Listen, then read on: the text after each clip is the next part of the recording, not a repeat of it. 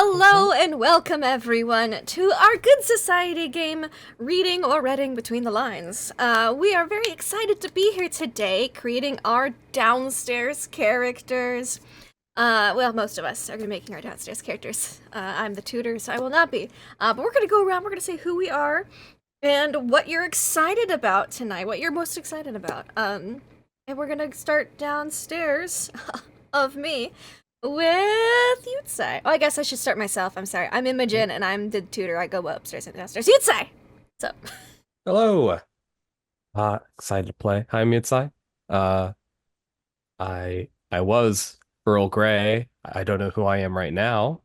I am excited for a session today, mainly because this is probably the return of some very inaccurate accents on our part.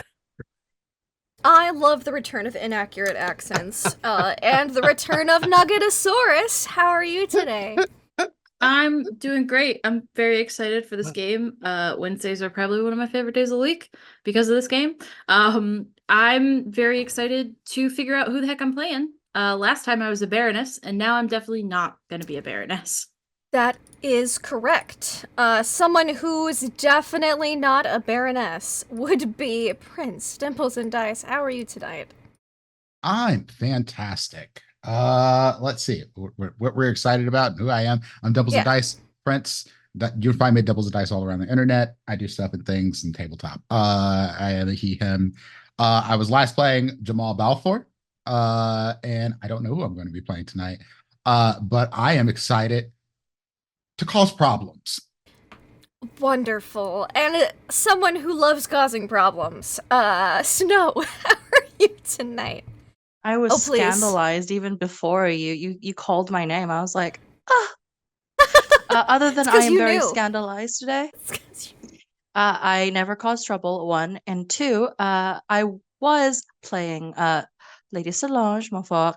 And of course, like everyone else, I'm very excited to find out who we're going to be playing. But you know what I'm more excited about?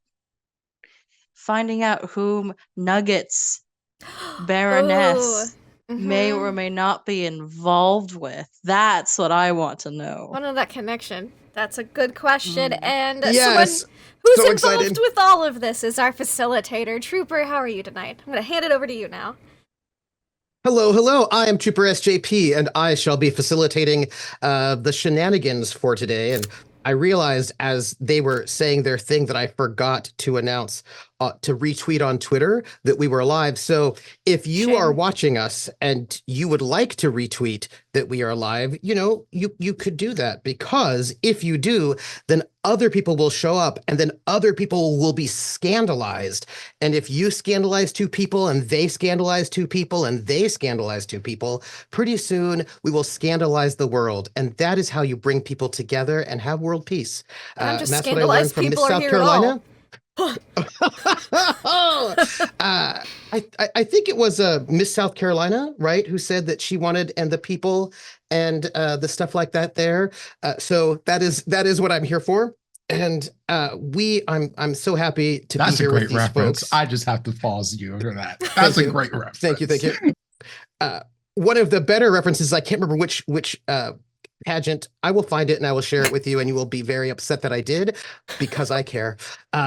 There is a wonderful clip of one of these pageants for her talent singing, and I'm telling you, I'm not going from Dreamgirls, and that was a real choice that she made, and I think it was a choice that maybe she should not have made, but she did. So anyway, I'll have to share it with you later because I care.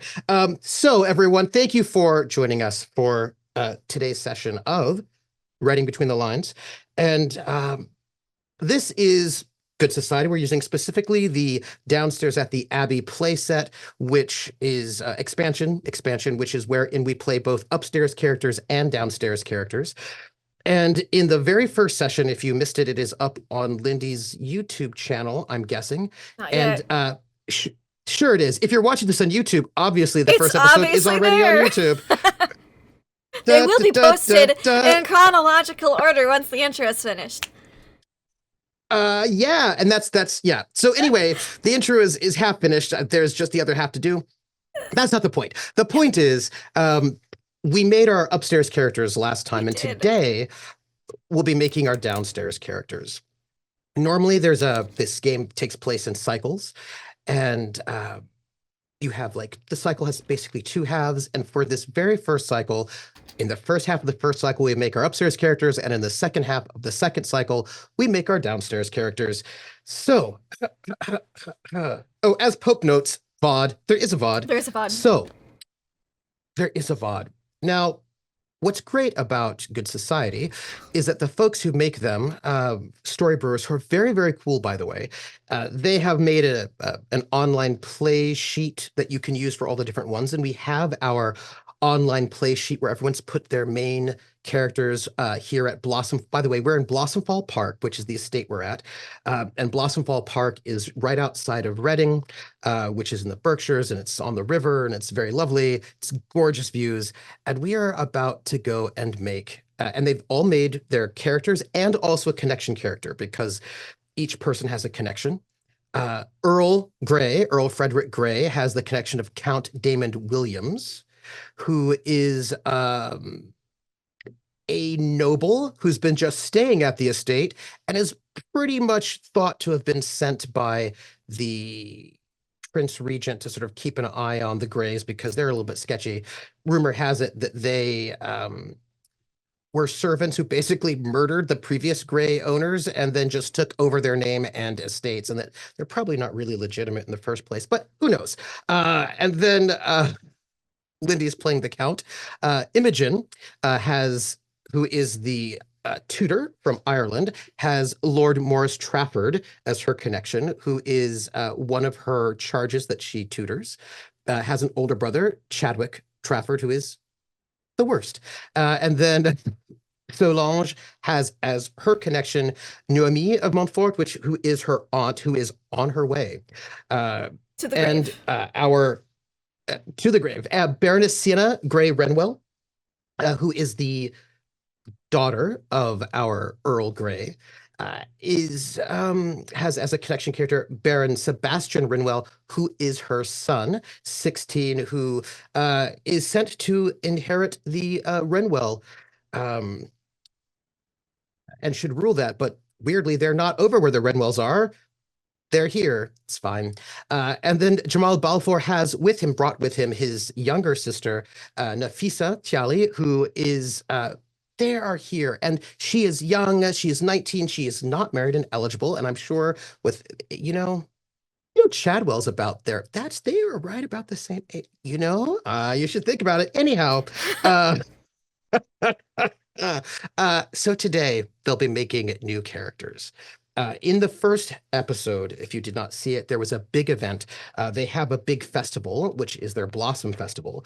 And for the first half, we had the big festival. The prince was supposed to be there, but didn't show up.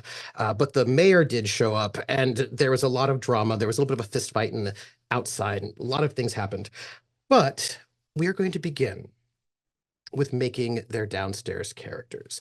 Let me take my players to a page that they have not yet seen on Roll20, is what I'm going to do. Batman segue. So I have brought my players to a new sheet here on the Roll20 that I have made for them, where we begin. I just see, by the way, I see April Reagan in chat, and April Reagan, I love you. So that's just a side note I had to say. So we have a sheet. We are ready to make our downstairs characters. There are on our playmat 4 character slots and a spare that are open to be taken, not by Lindy, because Lindy already has her character, the foreign tutor. By the way, you may notice there are tokens on your sheet because I felt like you need to be reminded that you have monologue tokens. So I've made little monologue tokens for you, and I've put them in your area. Remember that at any point in time when you think it's exciting, you can give them to someone else, and they must monologue their inner thoughts. Just so you know. Step 1. Before we begin, we need to I suppose I should say this out loud so that everybody knows what we have, so you can think about them in a very, what's the word? Let your mind speak. Our first connection in the upper left has the desire, meaning well is not enough, and the public relationship of superior and junior. The taker of this card is the superior of the giver. They are directly in charge of the giver day to day. So if you choose the person with the desire, meaning well is not enough, the person you give your card to will be in charge of you. You don't know what they are yet because you haven't picked up your cards. The next person, next over, sort of center top, their desire is all life is a series of problems that we must try to solve. Cat, and they have a public relationship of friends. They're going to be friends with someone. Next over, top right, we have the desire. I miss a lot of things, but you have to keep moving, don't you? With their relationship of under one roof, and that is an upstairs-downstairs relationship. The giver and the taker of this card reside in the same household, but in very different spheres. Bottom left, we have the desire. You are being tested, and you know what they say, being tested only makes you stronger. And their public relationship is of a rival. So those are our 4 center ones we have. We also have the spare with the desire. They were as strangers, worse than strangers, for they could never become acquainted, but with an upstairs-downstairs public relationship of under one roof. So first things first. You all need to decide, of those that are there, start with the 4 that are visible, the spares, in case you get something you don't like. Please take a desire. You don't get to look at the relationship yet, but just the desire. Take it, look at it, and decide if you would like to keep that one. Please choose a way. But not Lindy. You already have your desire. Not me. Nope. And your desire is that you want to be recognized. Oh, by the way, I made a little overlay on the card so you can always tell if it's your upstairs or your downstairs desire, because you'll have both in your hands. And because I care about you all, I spend too much time doing. That's so nice. Yeah, I probably should not spend as much time doing graphic design on GIMP, but I do because I care. So very appreciated right now. Oh, so good. Somebody has taken a desire, and if they like it, they can keep it. Or their downstairs. I love it. I love it. Excellent. Keep it. Keep it. We've got 2 taken. We still have 3 taken. Oh, I really empathize with this 4th desire. taken. I feel this feels good. This feels good. How does everyone feel about? By the way, I don't know if you saw Dimples's coat. It was so good, but we'll get back there. I just love this crew. How does everyone feel about their desires? I feel like Jesse Spano. I'm so excited. Oh, I'm so excited. Oh, you're not scared though, right? Because if you get that reference, you old. Oh, I do. Oh, I do. Oh, I do. I get that reference. I would like to switch mine out, if that's okay. Put it back and then take that spare. I got I'm not it. a fan of that one. I watched too much Saved by the Bell when I was. Oh, yeah. Way too much Saved by the Bell. I was a little. That was a heavy episode, honestly. It really was. Yeah. It was a very formative TV watching experience It's as a child. meme-ified now, but And I was like, don't do drugs. Yeah. Okay. Caffeine's one hell of a drug. Let's go. They wanted to do an actual drug, but then the network was like, no, absolutely not. Caffeine pills. Caffeine pills. Nugget, how do you feel? I like this one better. Okay, great. Now, Snow. You good, Snow? Oh, It's I see so Snow's sweet. face. I might become diabetic all over again. Oh, perfect. I love Let's it. go. Okay, so you have your desires. Step 2. We're going to flip over our relationships and make them so that we can all see them. And then we're going to decide as a group who we want to give them to. Like, who would be the best person to have them? So our relationships are not going to be secret. We're all good. Well, our characters will not know them, but we will all know them, so we can best decide who it makes sense to give them to, considering what we have going on upstairs. I'm going to just flip some stuff over. And why don't we start? Flip card. Boop. And everything is flipped. Good. Why don't we start upper left, Superior and Junior? Who is that? And will you read out your relationship and decide? Everybody read your relationship first, and then we'll actually read them out and decide who we want to give them to. And you can give them to anybody in the table, including, well, how do I put this? Only people of the same sphere can give relationships to each other unless it's explicitly an upstairs-downstairs relationship.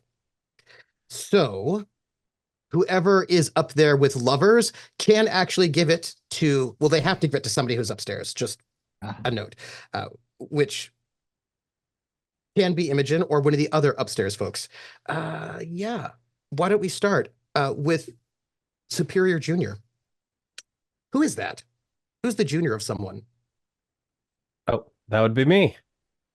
Ah. The taker of this card is the superior of the giver. They are directly in charge of the giver day to day. Mm-hmm. Thought it might be a nice contrast to my other character. Oh, yes. Who do you think would be good to give it to? I'm not entirely sure. We don't know too much about these characters yet. You said we were all going to reveal the relationships and then decide. Yeah. Okay, go ahead. So. Old Flame. Ooh. Snow. Read it.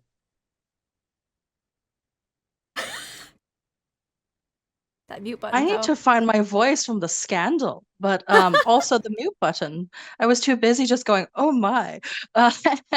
So, Old Flame, the giver and taker of this card are old flames. They had a romance once, and while the raging fire of their feelings has quietened, the spark never truly dies. Exciting. Very exciting. Lovers are upstairs, downstairs. Yes. The giver and taker of this card are in a romantic relationship. Somebody upstairs. That is inappropriate. I love it. And then one more upstairs, downstairs relationship. That's me. So relations, though not in the same immediate family, the caregiver or the giver and taker of this card are relations. One is the cousin, half-sibling, aunt, uncle, niece, or nephew of the other. And then determine the connection together and decide whether or not both characters know of the relationship. All right, then. So let's strategize about who should be getting which cards. We have two that have to go upstairs, and then we have two that have to not go upstairs. Let's talk about it. This is all on you, y'all. I'm thinking about this. Lots of thinking. And I believe I can accept any of the cards because I am both upstairs and downstairs. That is correct. Yeah. Oh. Yep, that's correct. So, that is correct. I'm technically a both character. Mm-hmm. The real question is, do I really want to up my yearning for Lindy's character? Just simp for Imogen in both ways, up and down. Full circles. Putting the love and love Lindy. I always do. Oh. It might be. Go ahead. Go ahead. No, you were starting. Oh, I was just going to mention it might be interesting, because I do have a direct superior, which the way this character is kind of angling, I cause him a lot of trouble. It might be interesting to give Imogen some of that authority since she doesn't have as much when compared to the upstairs folks.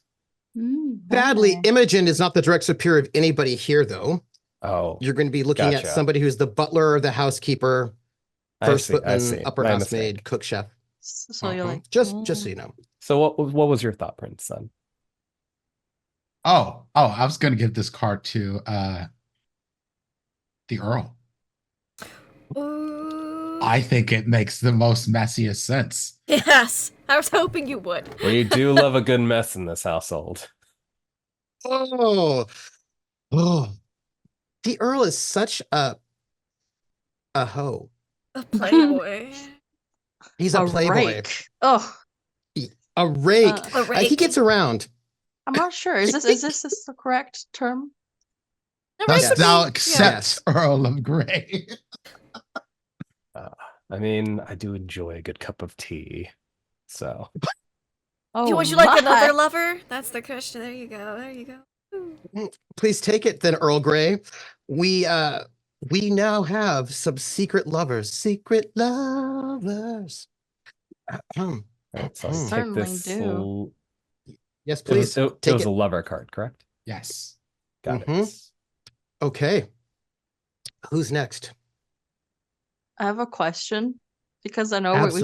we just like, oh, whatever. Phrasing can go to hell because we just did Earl Grey, right? Yeah, we the did him. relations with all the half sibling stuff. What if Mhm, someone's related to Imogen or Well, see, or Bastard? it's funny you mentioned that because I was thinking of giving my relations card to Imogen.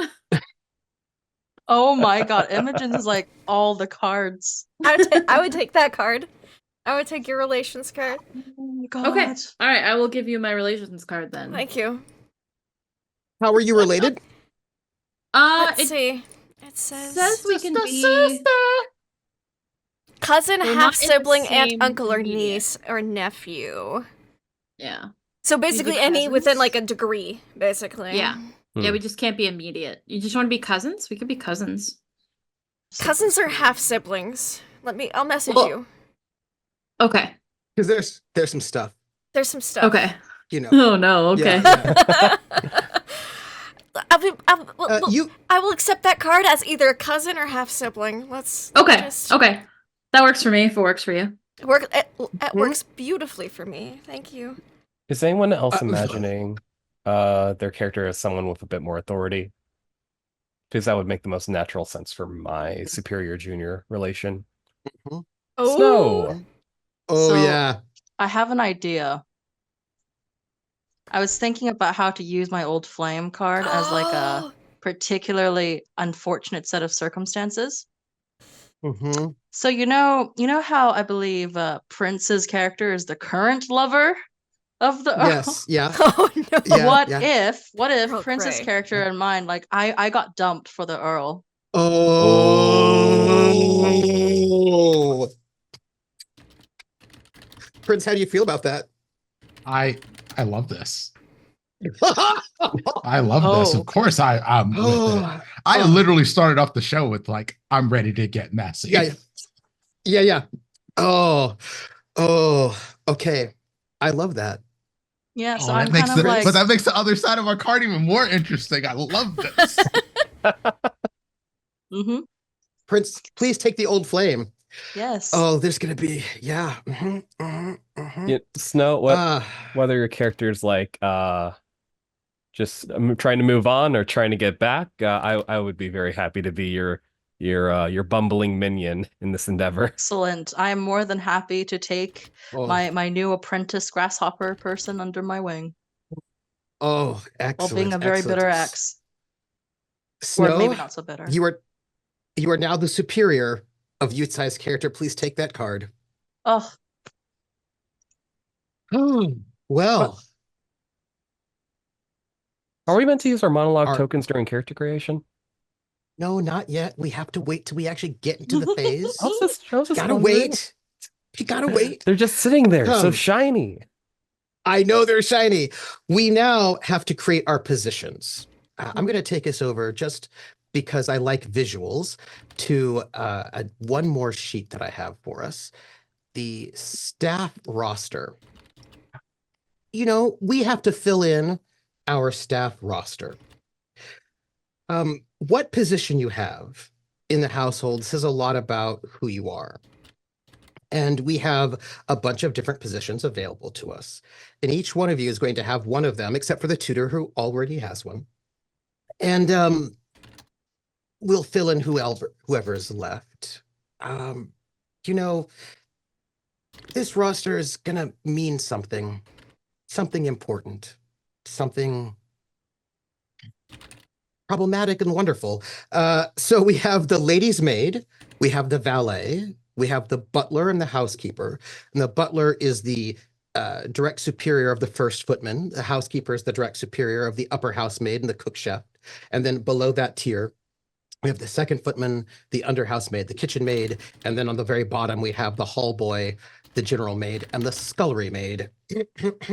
So at the very least, Snow's character is going to be one level up than Yutsai's character. So what are you all thinking?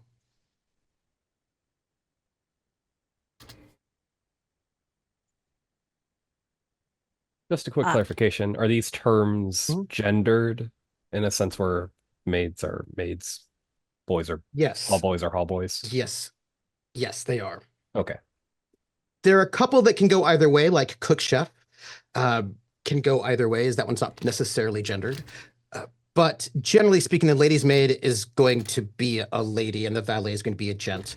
And the butler is generally a gent and the housekeeper is generally a lady, and so forth. Ooh, I'm not thinking housekeeper because that's a bit too much responsibility for my tastes, but definitely either like upper housemaid or chef. So, quick question, Yutsai, do you want this to be like Food Wars or you know? I don't know. A lot of scary stuff happens in the kitchen. Oh yeah. I mean, I'm perfectly happy to play to whatever your feelings now.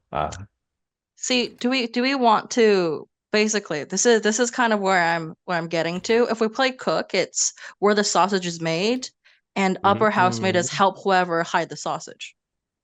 Either way, like Are we talking? We phrasing, but go on. Hiding the sausage. I said phrasing go to hell earlier, 5 minutes ago, I think. Therefore, I'm sticking to it. I'm committing. No, we're fine. Yeah. Paper Raygun, what society Food Wars? I mean, I would. We're talking about where our characters will fall in this. Yeah, I think my character is a butler, and I think that's how he's gotten so close to the Earl. The other option for you, if you're not the butler, you could also be the valet. The valet, yeah. To the Earl. Oh, that's messy. It's up to you. That is messy. I know it's that's messy. That's so messy. Is valet let's fucking do it. Let's go. Valet just like the driver? It's traditionally No, the valet.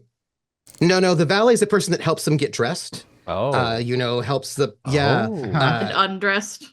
And undressed. Make sure those shoes are polished. They're the right hand executive secretary. They're the executive secretary of sort. They definitely always lend a hand, especially Prince's character. I'm gonna get some spicy Prince two of them.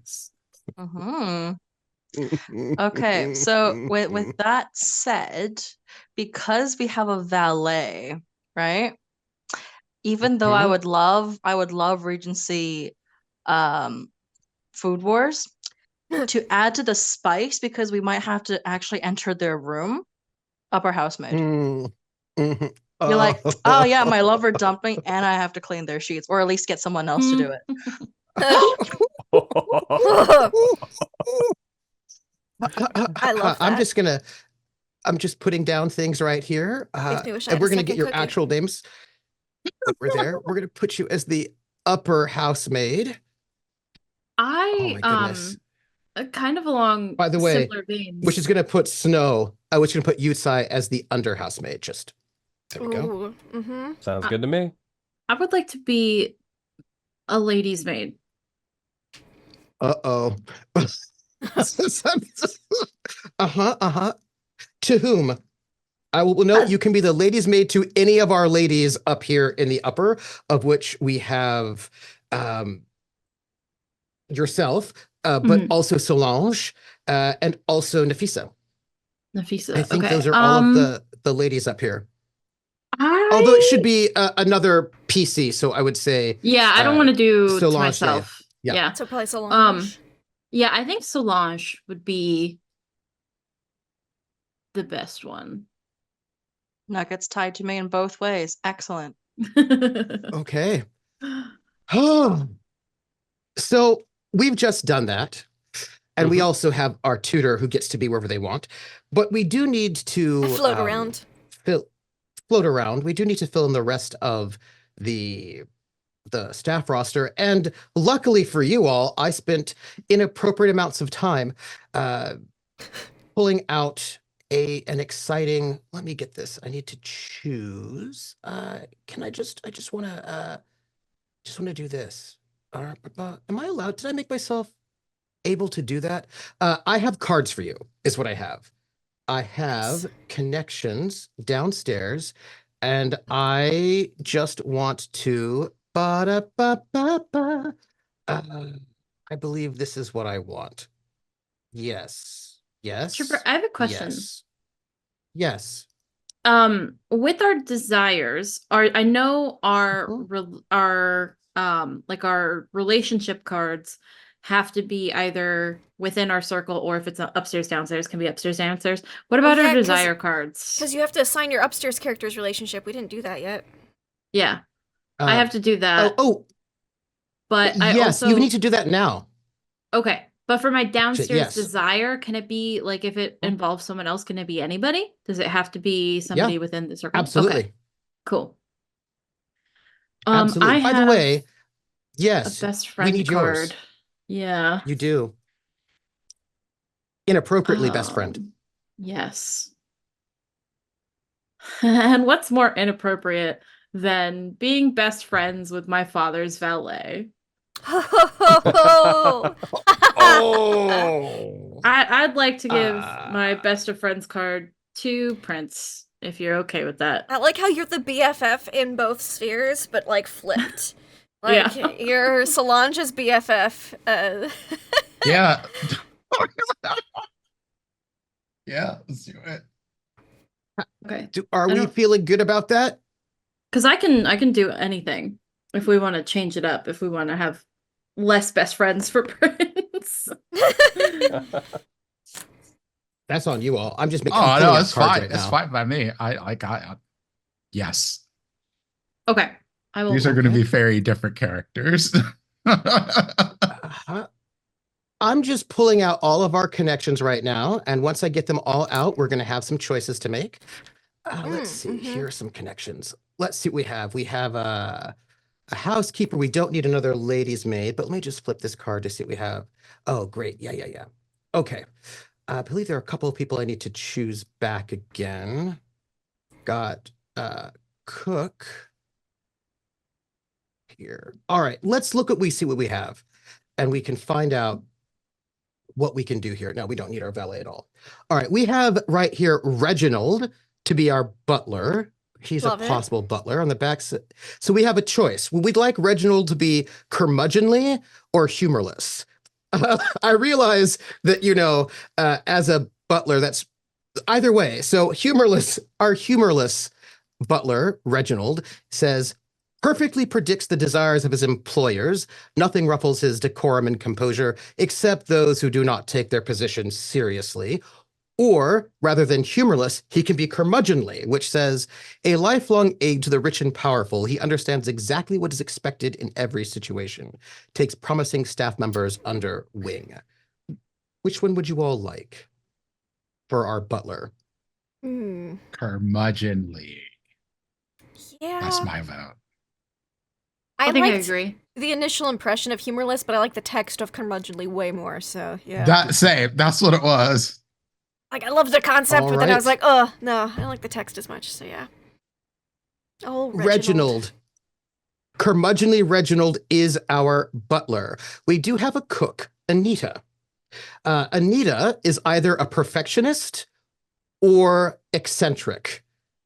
Perfectionist Anita, dedicated to the most immaculate appearance for all her dishes. She holds no such standards for herself, purveyor of small treats to those she likes. Or she can be the eccentric cook, at times a perfectionist, at others extravagantly creative, generally despises other humans, but very fond of those who indulge in her grand visions. Not gonna lie, I really vibe with Jenry who hates other humans. Yeah. Personally. I like Like the on this idea of getting personal treats, level. but like, I'll take I'll take hates other humans. Anita, Besides, she might do something really cool like deer head. yeah, she hates humans.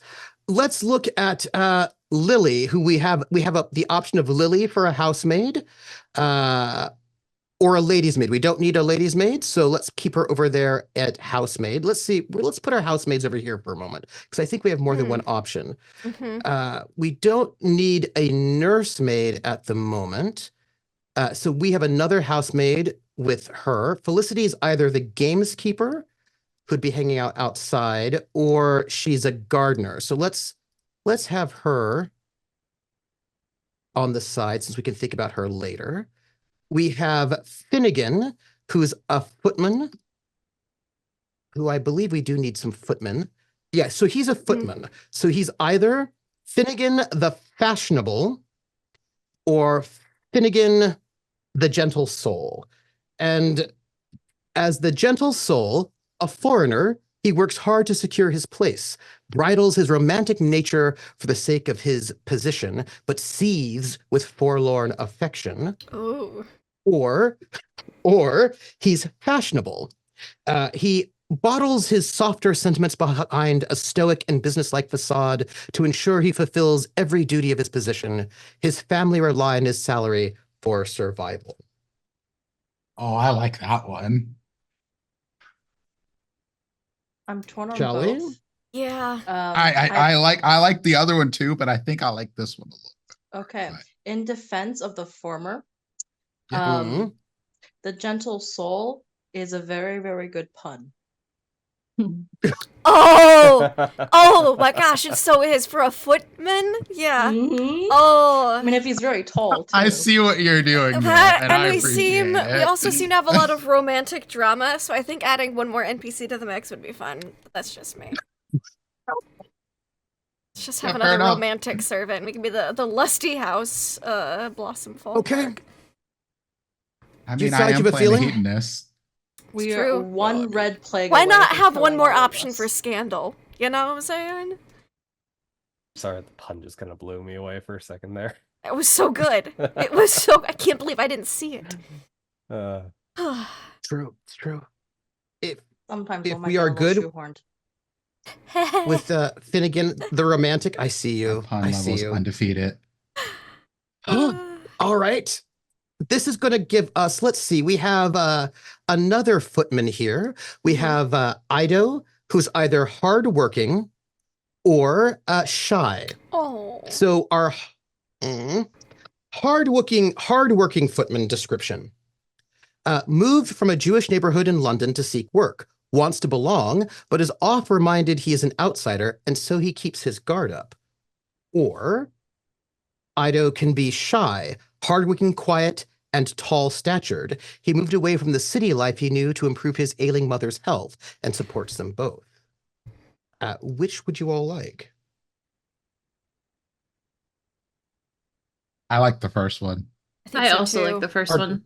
Yeah. All right. Hardworking from the city. We are going to still need a housekeeper, a kitchen maid, a scullery maid, a general maid, and a hall boy. Let's see. Emily is either the lady's maid or a housemaid. So we do have a housemaid. Great. And Eloise is either a housemaid or a lady's maid, so we'll keep her on the housemaid side. We have Agnes, who is a housekeeper. Well, we have our housekeeper, Agnes. Let's talk about her first. Agnes, she can either be a secret keeper or merciless. If you're at the no, I yelled this. If you're at the top, you have to be a bit brutal to get there. Merciless Agnes, a perfectionist who understands the value of keeping up appearances, so vital to the manner she can even speak out of turn without compunction. Damn. That's our merciless Agnes. Or secret keeper Agnes. Observes the silly goings-on of the household with a heavy dose of judgment. Can handle anything except dinner running late. I mean, I she vote gonna for side eye merciless. you. Damn. Oh, Both these make both are sense for this good. household. I Both know. do. Yeah. Because like, does she just like watch all the romantic She and you or know it, secret she things going does. on? Does she know the secrets of the household? Something that we Ooh. don't? Like, this is what I want to know. Does she know the secret of that bell that no one knows about? Secret keeper. Mm, Or like, where do we have like the excuse you? I guess I Was like there the when your father's merciless. father? I like I like merciless. the merciless. We got a lot of mess. We got a lot of secrets already. We need someone to kick just the somebody hornet's call you nest. out on your shit. Like, nah. You know what I like the Nah. idea of? I hope that Agnes is actually like slightly older than Earl Grey to be like, excuse you, I grew up with you. Yeah. Okay. Pull Like, seniority. we drank milk from the same mother. My Okay. mom nursed you. So, yeah. Let's have her be merciless and older than Earl Grey. Ooh. But just a little bit. She's- Just a little bit. Earl Grey's 57. So she's It's like not that. 58, Yeah. 59. She's been around. She's not the one Mhm. scrubbing things at this age, at this Oh position. no. She's the top. No. So we have at the moment, let me see if we have if they have, okay, so we don't need that. We don't need that, I don't think. So we have 3 more maid positions to fill. And we have the option of, we have 3 options here.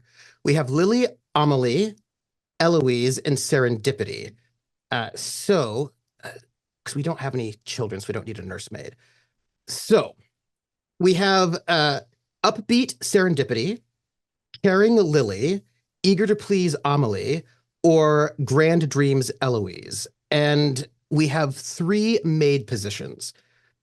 So we get to have Who 3 gets of voted these off 4. the island? Is what Who you're gets saying. voted off the island is the question, yes. That is my question. I will read these for you. Serendipity, upbeat, determined, inventive, and optimistic, and always has a story to tell. Sweet on one of the footmen, and finds excuses to spend time in their company. Unnecessary. We have Lily, well-natured and careful in her taste and duties. Warm and loyal, she fiercely defends the people she cares about most. We also have Amelie, who is eager to please, resituated from her last post when a romance was suspected. Quick to smile and laugh, she tries overly to please to prevent another upheaval. And we have grand dreams Eloise, opinionated, stubborn, and no stranger to hard work. Romantic, she aspires to love, wealth, or both. Handy with a needle and always looks on point. All right. Lily is my vote off. Yeah, I was gonna say Lily or Serendipity are my votes off. So, yeah. Is it because both of them don't really have stakes in this game? Because both Eloise and Amelie are useful because they're desperate.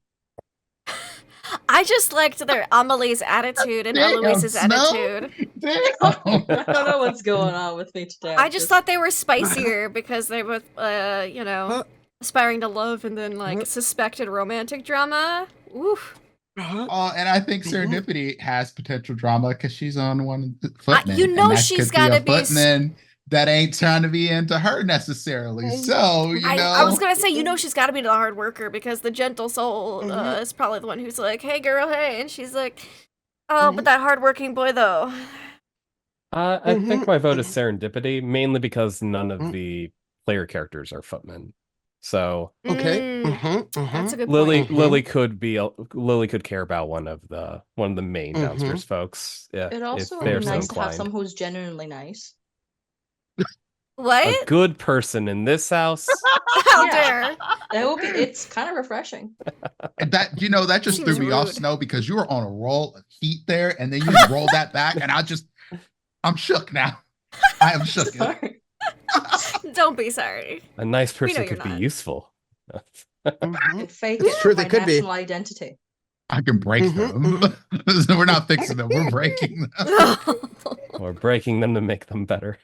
I love the idea of throwing serendipity out the window just because both words and symbolism. And also agree with you.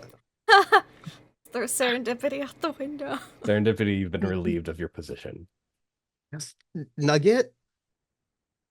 I like Amelie. I like Eloise. I like Amelie and Eloise too. Yeah. Yeah, they ain't going nowhere. They ain't going Yeah, nowhere. they're So Serendipity was a great movie. They both got in the roses. What's a good movie? Who gets the last rose? Shit. I have to agree with Snow. I really like the idea of just having one person in the house who's like sweet and well-natured and like really nice and just kind of a little naive. She's gotta have the lowest passive perception score yeah. ever. Yeah. She's gotta be like dump That stat insight wisdom. is terrible. Right. That's terrible. So I Either think that or a high I'd will Okay. save. I would vote Serendipity off. She's off the island. We have Sorry, Lily, Serendipity. Amelie, and Eloise. You all need to decide who gets which position. We have the kitchen maid, the scullery maid, and the general maid. The general maid will be under Yutsai's character directly. So who goes where? I think Lily goes under Yutsai directly. Are caring. That's my I was vote. thinking Lily or Amelie because she's eager to please, and it would give, because Yutsai is already a subordinate of someone, it might give him the feeling of being like a middleman. I was also So thinking. I was- Oh, go ahead. Oh, go ahead. No, Eloise and Amelie, since they're both kind of after something, if they were on the same level, they might be competing a bit. Ooh. And it would just be fun for like Lily, the good persons who just like, I worked really hard and got promoted. Yay. Does that mean Lily has to Okay. be the kitchen maid, and then the Kitchen other two have to maid. be the Yeah. bottom? Yeah. See, also I was thinking love Amelie this. for the kitchen maid Also, because well, she's dealing with Anita, who is Oh, that is Strange. true. and Yeah. just always going Ooh. along with whatever Anita says, even if she's like, I Oh. don't know about this one, but like, yeah, Oh. Good dynamic. I That's a like. good I dynamic. do The like food- that. That's a great Yeah. point. it would also make The sense fu- though for Amelie to be on the bottom because she was resituated from her last job. Ooh. Oh, that's true. If that was Oh, recent, yeah. that would make sense too. She could Yeah. be the scullery maid. I do think she should work in the kitchen line though, based on Absolutely, that eccentric yeah. cook. Yeah. Yeah. Mm. I think Amelie scullery maid, Lily kitchen maid, Kitchen maid, and then Eloise general maid. I think that makes I'm with logical that too. Sounds good to me. sense. yeah, Yeah. I'm right with that. I also love Eloise as general maid because she's probably trying to use Yutsai and me. Yeah. Yeah. Probably. Yeah. Like she's Climb trying. It's that like ladder. if I grease the palms of Yutsai's under housemaid, then maybe Yeah. Okay. This means that we're going to have Lyle as our hall boy. Aww. we have- boy. Hi, Look how Lyle. cute he is. He is cute. Now we have a choice. He can either be ambitious or opportunistic. They're both great choices. So opportunistic Lyle, from a large farming family, he had little choice but to enter service, longs for more, and will engage in shady dealings to grow his nest egg. Or ambitious Lyle, hungry for opportunities better than his current position, keeps his eyes and ears open for information he could turn to his advantage. The first one sounds like he might be a useful pawn. The second one sounds like he might be a fun adversary or surprise walls and ears sort of person. I love the idea of the opportunist Yeah. simply because same. of one thing. We have a hidden heir. There was Yeah. a crow's head. Someone. that's Yeah. true. Oh, Yeah. could have Yeah. been Lyle. I love me a potential double agent. I think I I agree. We're down good with with that. it? I Yeah. can ride Yeah. with that. Yeah. Okay. So this is our staff roster. Now, before we finish that, I just want to give us 3 people who are outside as opposed to inside, and we should decide a little bit about them. So we have Fergus, who is our groundskeeper. He may either be well-regarded or a wisecracker. Wisecracker Fergus is comfortable and contained. His chief delights are playing the fiddle and lampooning the pretensions with his caustic wit. Or, if he's well-regarded, he's boisterous, wry, and plays a mean fiddle. His steady nature, and years of service have granted him a life of comfort and the good opinion of those above.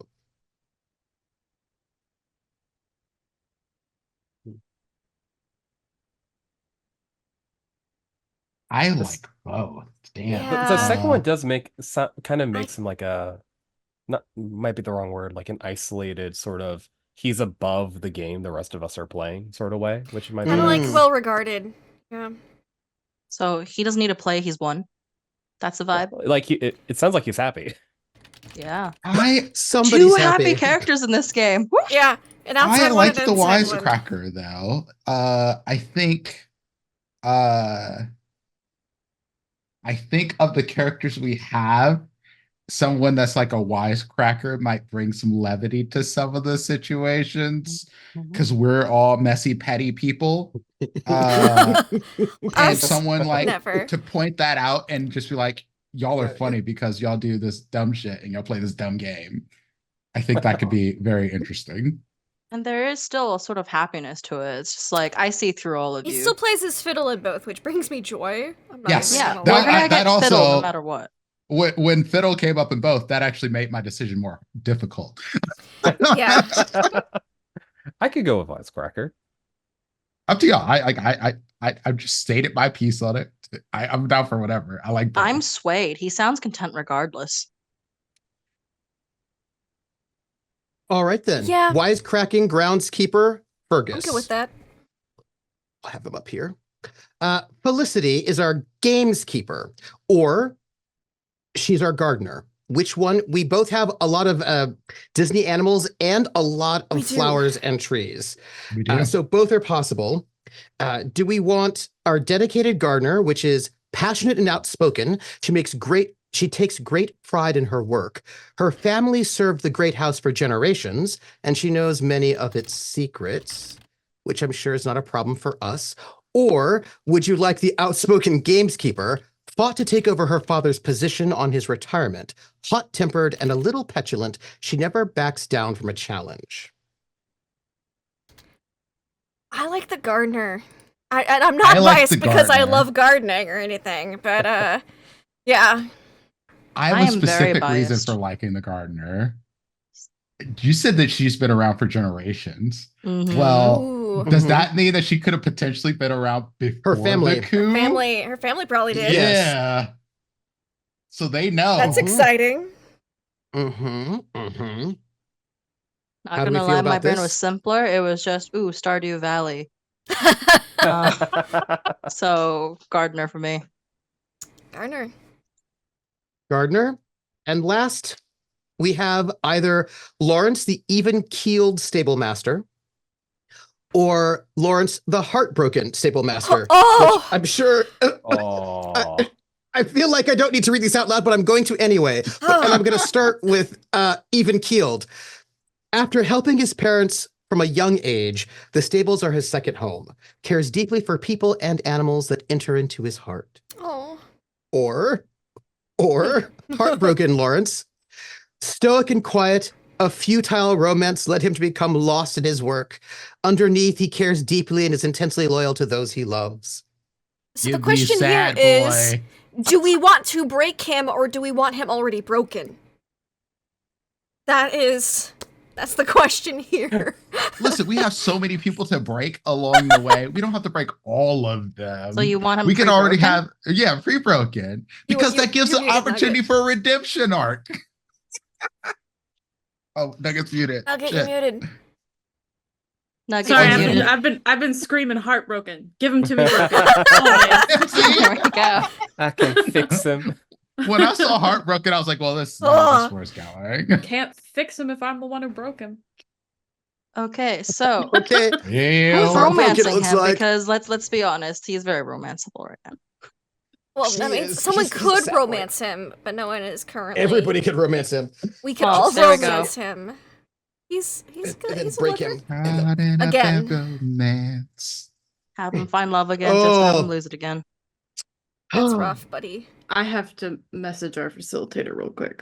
Hold on. Oh. Sure. Oh. I'm just over here waiting for yeah. any messages that might come through in case they have to happen. So all of that done, that was great. We're almost, we've got the next step is just a pretty chill step. I wouldn't worry about it. I wouldn't worry about it. It's not a big deal. Yeah, no, it's not a big deal. We're going to just do the Step 4 in character creation for our downstairs characters, it's pretty chill. It's the create secrets part of this process. Each servant possesses a secret, which they hold close to their heart. And all secrets come in 3 flavors: burdens, vices, and ambitions. So each one of y'all are going to have to choose what type of secret your character holds. And then we're going to have to make them. So you can either create a secret for your downstairs major character, or they have some pre-made ones in case you're like, I have no inspiration. But when you create your own secret, create one that will, I'm going to read directly from the text here just because I don't want you to think that this is me saying this. This is just what the book says. So it's not me stirring the pot. It's what the book says. It says, when you're developing your secret, create one that will, quote, let you bring plenty of scandal and drama to the story. Hell yeah. They want juicy secrets, right? Scandal and sneaking. So, right, that's what you want. So here are some. Here are some examples in case you just want to know. The burden is something that you struggle with, that you have to. Burdens are obligations, debts, or duties that you must endure, like a secret child or a blackmailing former lover or a sick parent in need of money. So that's your burden. Your vice, the secret vice, is a dangerous indulgence from which a character cannot forbear, like a liaison with a footman, or stealing small luxuries, because they're nice, or drinking to excess, one of those sorts of things. And then a secret ambition are hopes a character holds for their future that would take them away from their current station, i.e. enlist in the war, or marry the merchant's son, or reunite your fractured family. Something like this. So, I feel like we're going to do it this way. Before you say anything in specific, I just like to go around to say if you're thinking about a burden, vice, or ambition for your character. I want to start with Lindy because Lindy already decided. I decided like 3 weeks ago. It's an ambition.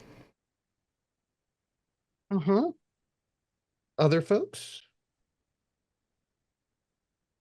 Also think of names. And as you think of your character's name, I will add them to our overlay. I'm thinking of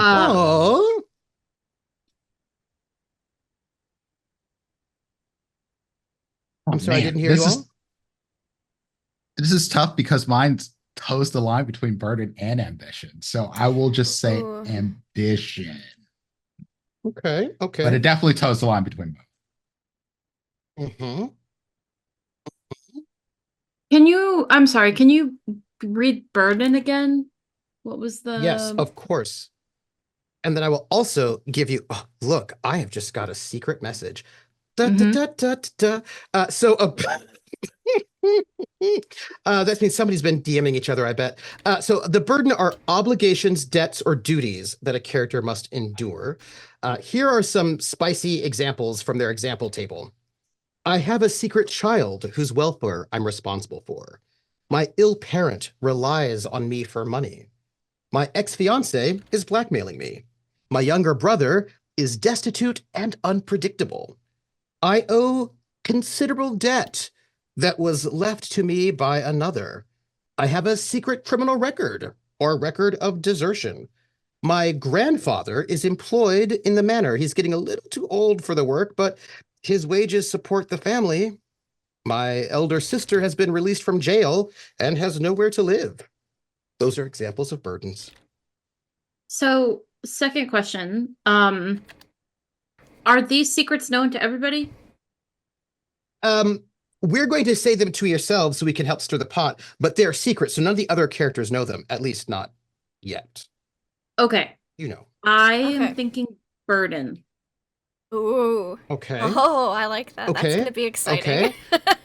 We've got 2 ambitions and a burden. So excited. Oh, I mentioned mine might be a Uh-huh. burden as well. Oh, nice. Okay. Okay. 2 burdens, 2 ambitions. Are you gonna be a Snow, vice? what are you No? thinking? Are you gonna be the tiebreaker between burden and ambition? Ooh.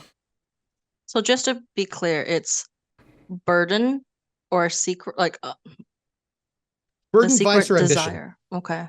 Burden, vice, or ambition. You know, no Yeah, one's and you taken can think about advice an yet, is ambition the as thing. desire. No, they Yeah. haven't. Would you like examples of vices? Yes, please. Sure, just because, For funsies. I crave to look as, for funsies, I crave to look as fine as any gentleman. I take things here and there to make it happen. I am in love with the footman and I must act on my feelings. I drink to forget the war. I collect and spread gossip and rumor at any chance I get. I gamble or wage, even what I do not have. I get angry easily and have a bad habit of starting fights. Also, Ooh. there's a part to my desire that needs me to do stuff. Is that coming up, or should I Yeah. have mentioned that before? Well, do you want to tie it into one of these 3? It's up to you. Gotcha. Okay. I think I may have an ambition, actually. I'm sorry. Okay. I wanted to take one of the vices because they were all very juicy. But I have something that's an ambition that is tied to my hidden desire. Sweet.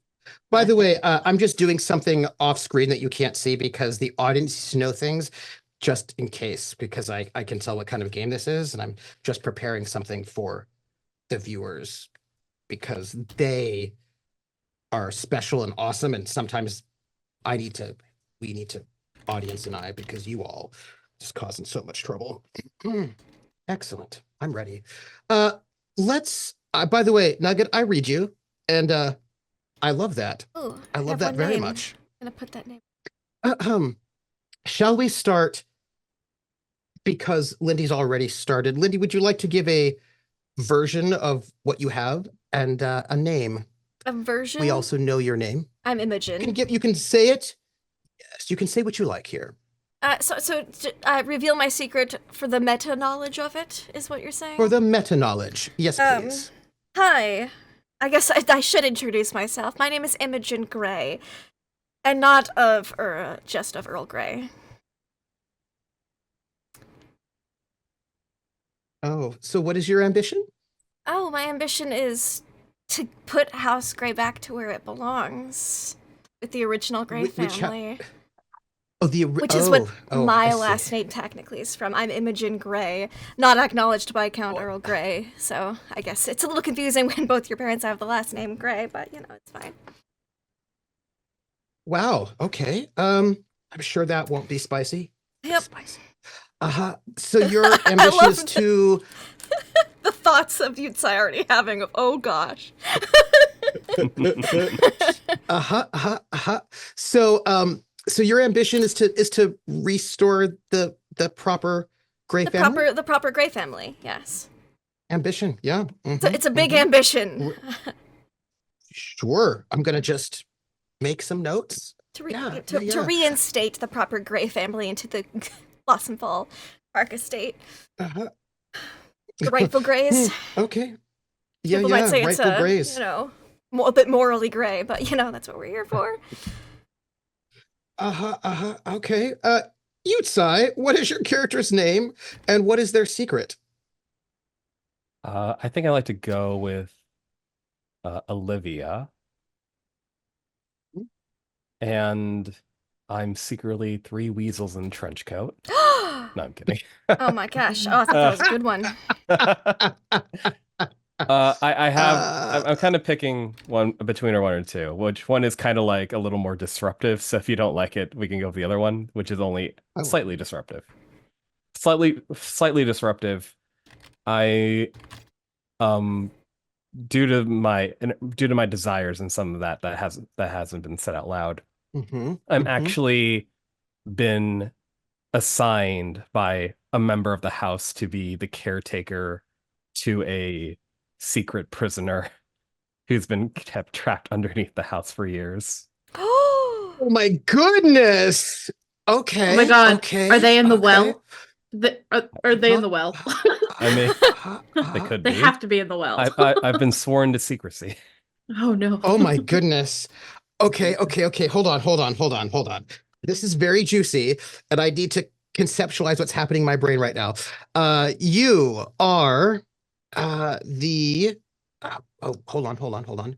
By the way, in our sheet, there is a spot for you to put down what your character's name is. It says major character, right? And then also like there's position that you can put in, and also your you've got that thing going on there for you to write down. It's very good.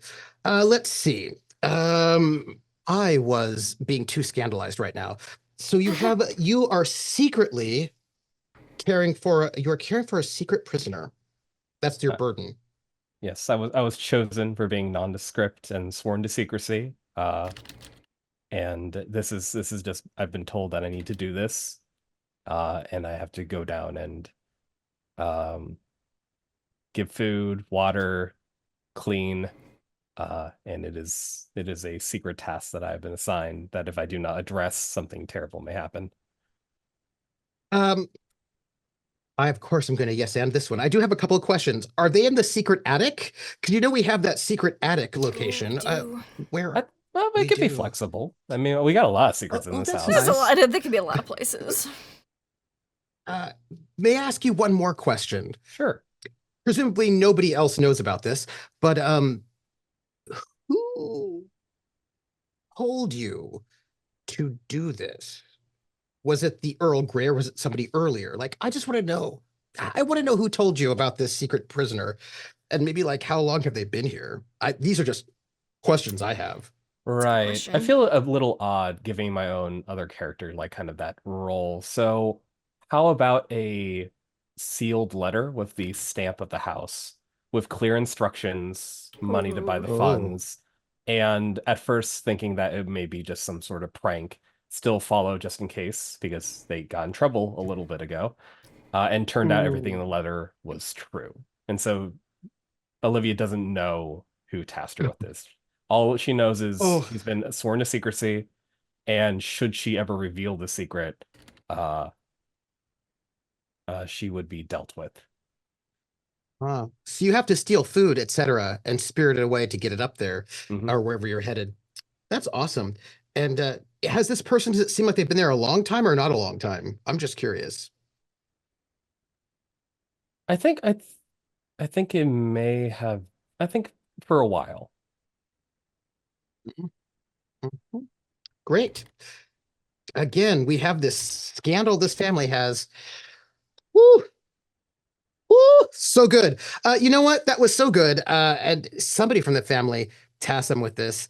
Who knows? Nugget, being a member of the family, I mean, your upstairs character, but your downstairs character, your secret and name, perhaps? Yeah. So my name is Saoirse. My secret is burden. And essentially my burden is that I have been tasked to marry advantageously, in order to secure the family name.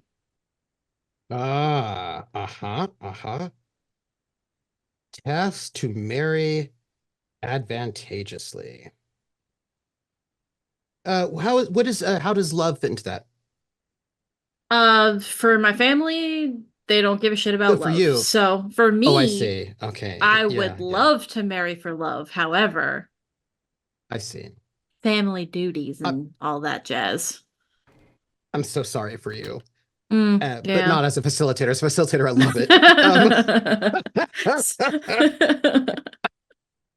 I'm just going counterclockwise on my Zoom, by the way. Snow.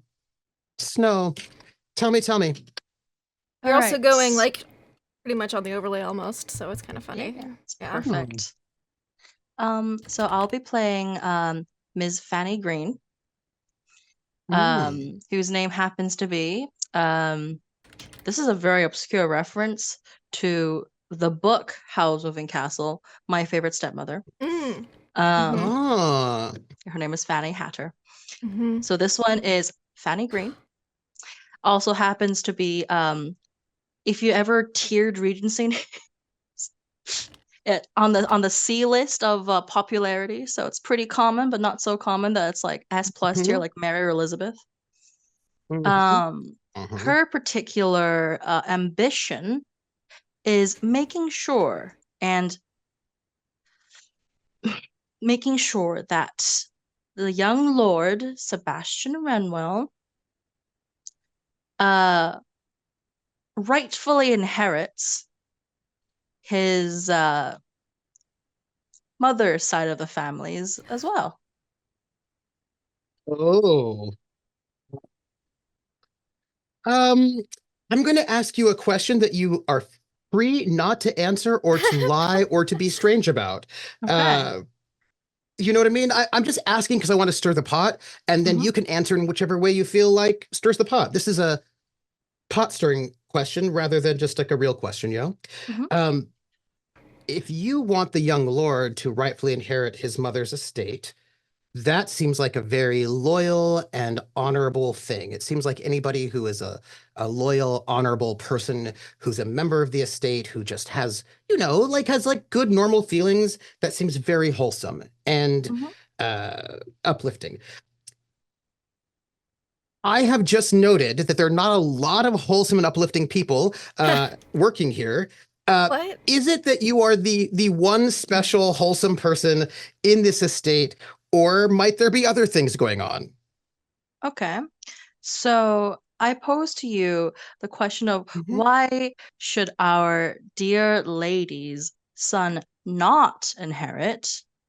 After all, I, have known Baroness Sienna since she was a child, and we grew up around, together, same age, similar anyway. And I've seen her son grow up as well, so of course he should inherit. And it has nothing to do with the pure joy of seeing Earl Grey's line die with him, really, because it's a paternal line. Therefore, technically Earl Grey's line's gone, and therefore, that's there's no joy in that, obviously, and has nothing to do with the fact that I got dumped for him. I see. Yeah, right. Yeah, absolutely. I see that. It is so I was correct. It's only altruistic and wholesome. Absolutely. Yeah. Awesome. Out of loyalty to the lady. Absolutely. Yeah. Prince, who are you playing? And what is your secret? I am playing Shaka. All right, and prepare for my secret because this is going to get a little messy and into some history stuff. So, I'm ready. Shaka came over with Jamal and Nafisa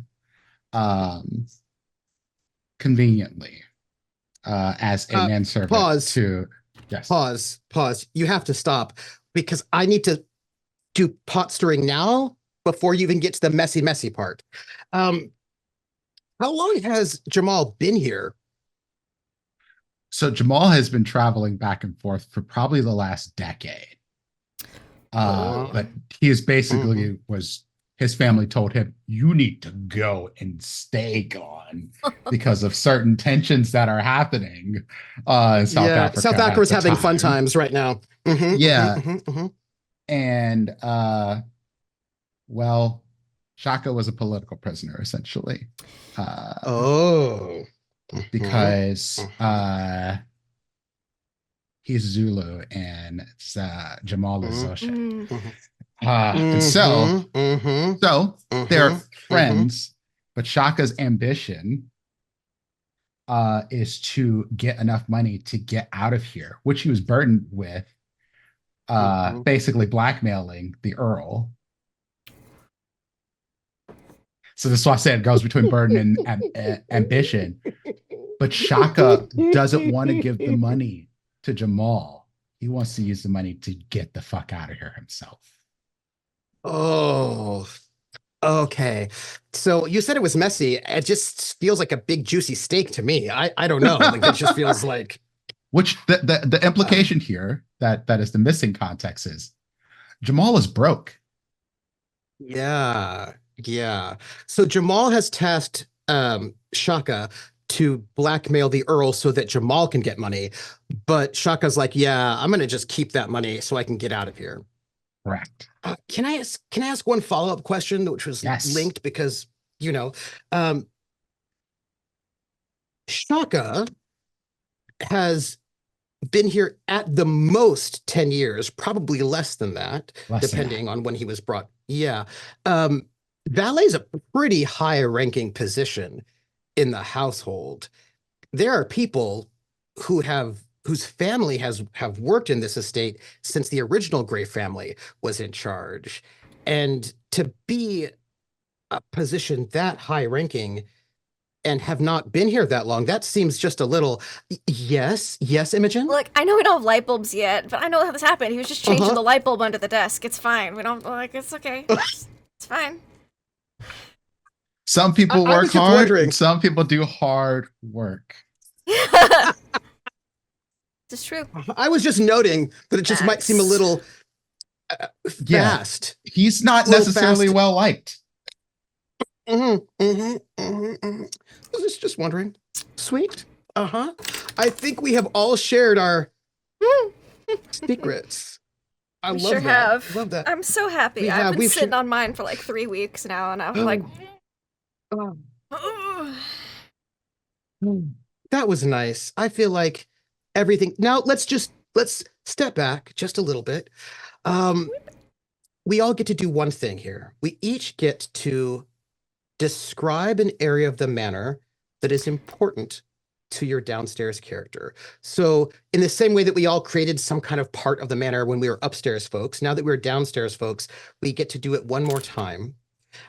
Some place in the manor that is important to your character. It could be a linen closet they go to hide away, or a place where they go to eavesdrop, or an abandoned room that they have to clean every Tuesday that they hate because it has a really super creepy vibe. But, just some sort of location that is important to your character. And we're going to go backwards this time. Prince.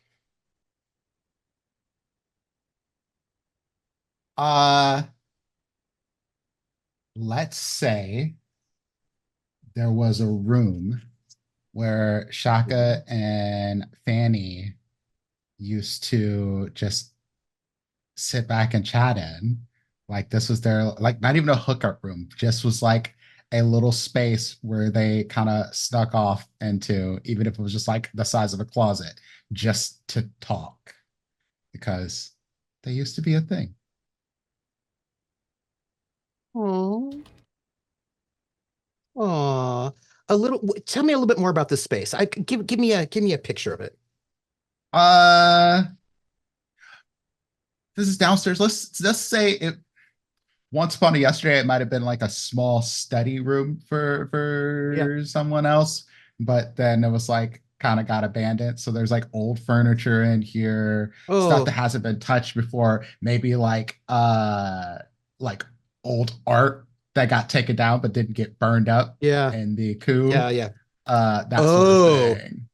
Oh no! I'm sorry. I'm so pardon me. You just gave me so much excitement right there.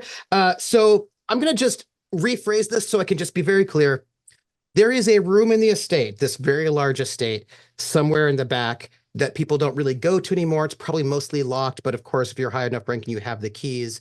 And in this room, there's furniture covered in those draped in those dust sheets, and numerous paintings of like the old nobles that are just covered in dust and abandoned, and perhaps things from the old Grey family there that might have been important to them. But this is probably stuff that was not even necessarily intentionally like missed. It just got missed. Yeah. And this room's just kind of been abandoned. There's a locked door sort of thing, and no one's really thought about it. Well, some people haven't thought about it. Some people may not know where it is. Some people might be looking for it. Some people might be. There might be Might be papers in there. Who knows? Who knows what's in there? Probably there's a desk. Interesting. Uh-huh. No.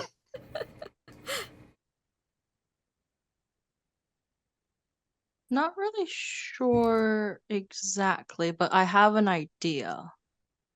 I have 2 ideas. Wait, can I interrupt you hopefully- for 1 second?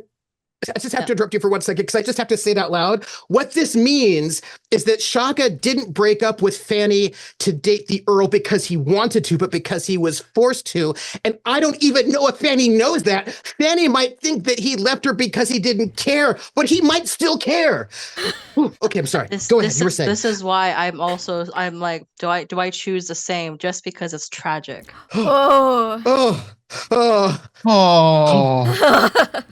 See, I initially had another idea, but again, this is why I'm here. Like,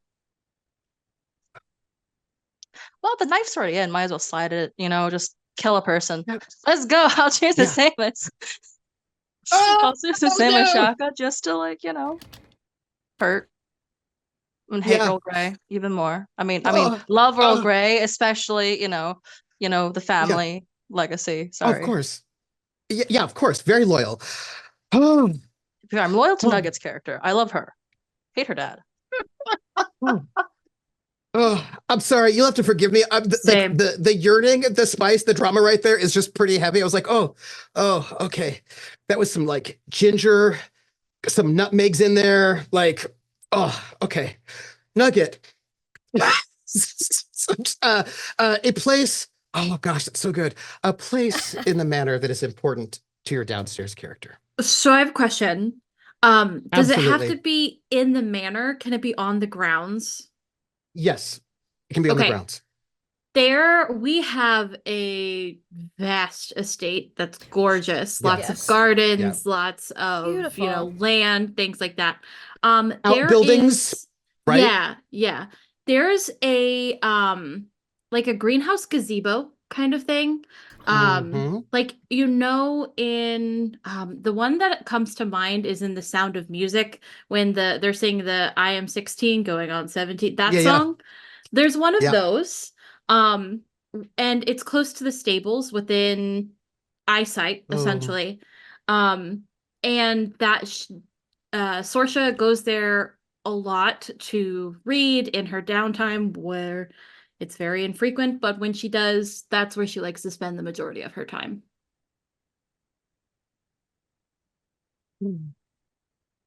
I have a question. I have an answer. This is just, I'm not asking for any reason, in any way. That is just not a thing that I would ever do. Are you always alone at that gazebo? Always, yeah. Let me rephrase the question to ask a follow-up. Have you always been alone at the gazebo? Clearly you're always alone now. I'm just wondering if you have always been alone at the gazebo. No, not always. Oh. Yeah.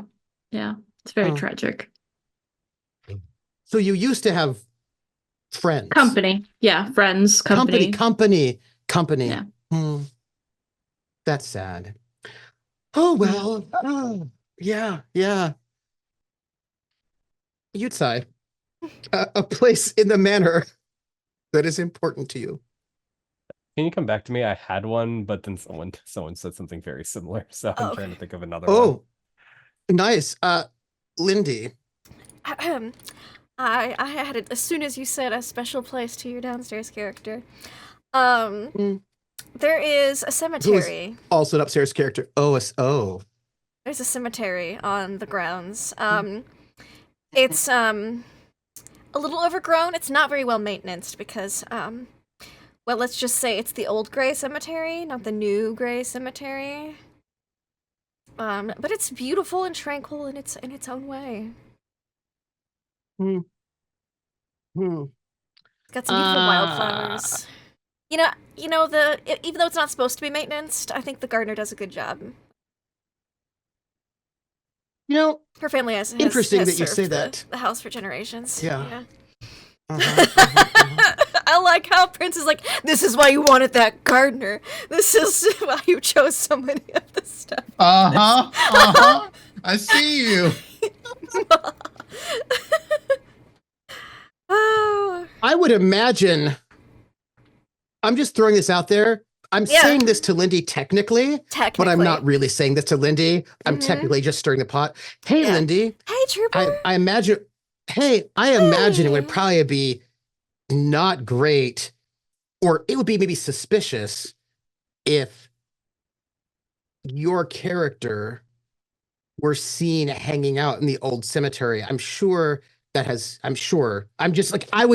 pointing out, not just from me to you, like it would probably look suspicious. No, it's kind of like the rage these days for some people like to go walking around in cemeteries because it's a little spooky and it's kind of a trend in high society. But you did mention, I just wrote it down, that it was a little overgrown and not so maintained. It looks like it's not really visited as often as the other cemetery that's right there. Of the current grays, I like the wildflowers. Do you? Yeah. Huh. The wisteria that's grown a little bit wild there. It's maintenance. The paths are walkable. It's not like, in shambles. So it's maintenance, but it's not as fancy. I just like the wild feeling of it. Yeah. A little overgrown, not so well maintained. Basic minimum. Interesting. Anyway, hey everybody. I imagine the instructions were to let it completely overgrown, but that's, Yeah. It's fine. Yeah, I'm just gonna say that out loud for anybody who might care. Anyhow, Yutsai. Yes. Why don't we say there is a large library? Ooh. Has someone said library before? Okay. A library, classic, there's like the small staircase. Wait, I will note, wait, pause. Pausing. I will note that for our upstairs characters, we have a grand library that has a secret doorway that leads to secret hallways with peepholes. So it is a grand library with a doorway and peepholes. So, but this is also a massively huge estate. There may be more than one library. Then let me change. So let me change to a courtyard. Ooh. Okay. A courtyard, a grounds, that is littered with the broken and almost broken pieces of statues. There was an art gallery presentation show at the same time of a lot of or discontent. A mob formed, there's a lot of violence, and rather than clean up the mess, perhaps the current lords at the time were, this is a sort of art on its own. So there's a almost would this art gallery happen to have been maybe when the original Greys were overthrown, and so the current Greys just left it there as a statement? Perhaps. So there's a statue graveyard of sorts with some statues that are still intact, and perhaps if you glance away and look back, it may seem that some have moved. I'm gonna just ask because, is it one of those places that people don't like to go because it's a little creepy? Just sounds a little creepy. It's a little creepy. There's sharp shards of marble still sticking out here and there. It's become more of a statement piece rather than a gathering place, if anything. I'm just gonna note there are sharp, dangerous shards of marble. It is a statement piece. Just putting it out there because it's a courtyard. Just follow-up questions for no particular reason. This courtyard, is it distant from the manor, like in one of the, like near the outbuildings, or is it one of those things that's maybe in the back where people's bedrooms overlook it? The balcony is on people's bedrooms, overlook it. I'm just wondering. I think there's a central path that leads through it. You have to walk through it when you enter the estate to get to the main house. What a statement. You have to walk through it to get to the entrance. May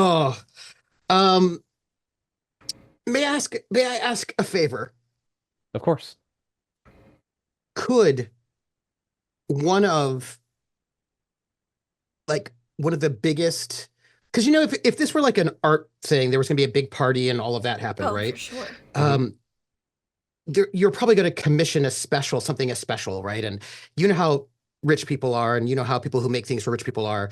They're probably going to make a really grand statue of the lord of the house that would be like the big deal. Like the big statue would be like a Lord Grey statue, the old Grey, not the new Grey. And could we have a statue there that was like the big deal statue of the old Lord Grey that is currently beheaded, and no one knows where the head is? I think it's very appropriate.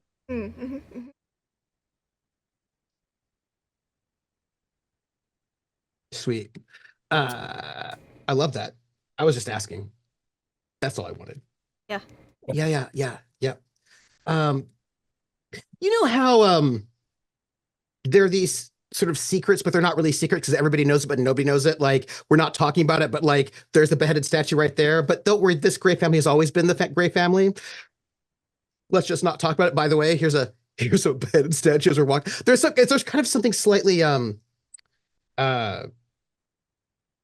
we all are operating under the fiction that this family and this Grey family and the other Grey family are the same family, and it's an unbroken line. And if you don't operate under that fiction, just remember that happened. Like, I just feel like there's like a kind of like a, do you know what I mean? Like, it just feels a little, yeah. Oh, Olivia likes this place is because it's so ruined she can't mess it up anymore, so she can't get in trouble while she's here. Olivia! She's very insecure. Okay. Oh, Olivia. That's why you like it. You haven't been here long, is that right? Olivia is no, she's relatively new, so she's very happy that she wasn't immediately fired upon messing up, because there is like the part of the desire that I have to like actually do something mechanically for. Would it be appropriate to mention it here? She made yes. She made a huge mistake. Pause. Say no more. I'm going to let you say more, but I'm going to introduce what we're doing right now. We're actually in the introduction step of our characters, where we're going to sort of like introduce each other, any kind of big mistakes we might have made, work that out, ask each other some questions to flesh things out. And then all of this conversation is going to lead to the last thing, which is creating your downstairs connection. So each one of us has to create a downstairs connection, not me, because I'm just hanging out here stirring the pot. And it should be connected to your secret in some way. For example, if you have a burden, then your connection should be related to that burden in some way. If you have a vice, then your connection should be someone who encourages your vice, enables your vice, or loathes your vice, or who could be negatively affected by your vice. And if it's an ambition, it should be someone who stands against your ambition or who can help you achieve that ambition, with a catch, right? So some sort of downstairs connection that is in some way related to your secret. And it can be anybody who's already on our staff roster, or it could be, whatever you like.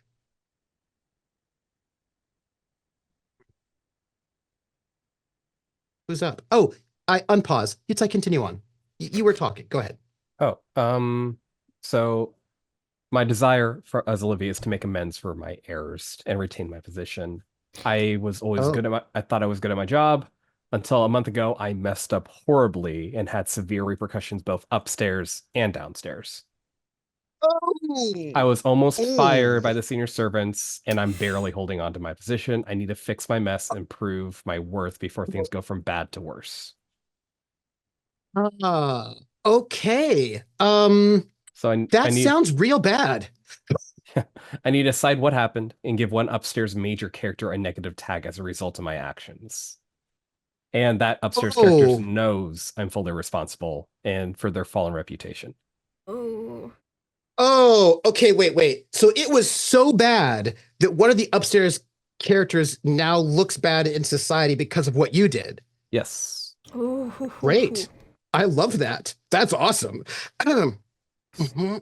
And also, Snow, you're in charge of this person who did this terrible thing. So that impacts you too, of course, because that was your subordinate who did that. Uh-huh. I was Yeah. thinking, given the things that have been said, what if Olivia's Mm-hmm. mistake was that a member of the upper house, a major character of the upper house, decided as a way to sort of curry favor with this visiting count that's kind of keeping an eye on them, that they would get a statue commissioned of the king. And Olivia, upon receipt of the statue, accidentally knocked it over and it fell and shattered into pieces in the field of statues, which would give them the negative tag rebellious. But now the negative tag goes to the upper person. Yes, because it was their commission, and now that statue lies in pieces. So it might be seen to everyone else that they've taken over this house. Perhaps they're looking to take over a bit more in the future. Sounds like you need a change of leadership. That's all I'm saying. I'm just gonna throw that out there. Okay. I was also thinking it could be the Baroness Sienna. Ooh, I like that. No reason. So, just to clarify, there was going to be, if you remember last week, there was a rumor that the Prince Regent was going to come visit for the Blossom Festival. Yep, there was. Right? Mm-hmm. Did not show up, as it turns out, but rumor had it that they were going to show up. And perhaps the statue was of the Prince Regent. Prince would work. Very exciting. And for this to work, our daughter would have been the one who would have commissioned this. Do you feel good about that? That we might have had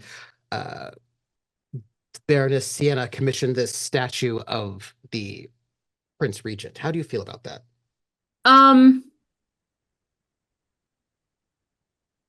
So Sienna's just recently back in society. She's been in India for the past 10 plus years. How recently would the statue need to have been committed? Because she didn't even know she was coming back. That's true. But she's been back for how long has she been back now? Like months, like 2-3 months. Not long. Okay. Because she was in mourning for a year and she came back at the end of that period. Right. I think Solange might have been around longer then. Yes. Okay. So this gives me some thoughts. This means that either Solange or the Lord Grey might have commissioned it, since they're sort of uppity ups. But that also might mean, if the negative tag goes to Baroness Sienna, that the destruction of the statue happened when she arrived, and it looks like she was responsible for that destruction when actually it was. How do we feel about this?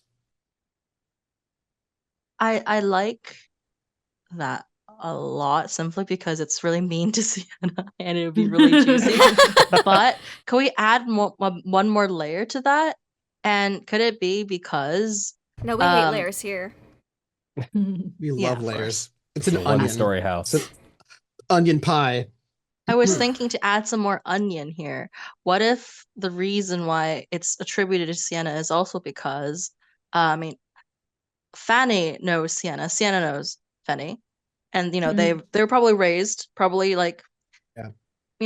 similar milkman and all that. And I know where you're going, and I love it. Go ahead. Yeah. This is my underling, this is the girl that I'm training, someone that I entrusted. I would have lost my job. So maybe the lady who's returned is just like, you know what, I'll take the fall for this one. Yeah. No one loses anyone's job. And I'll be like, I owe her one now. Like, deeply. I'm okay with that. Yeah. Tarnish my reputation, baby. Let's do it. Okay, but I need to know whether that was Solange or the Lord Grey who commissioned the statue. Oh, it could. Could the blame fall on Solange, but Lord Grey was the one who commissioned it as preparation, since he knew the Baroness would be back? So Lord Grey commissions a statue. It's like when your parent buys you a gift to give to someone else.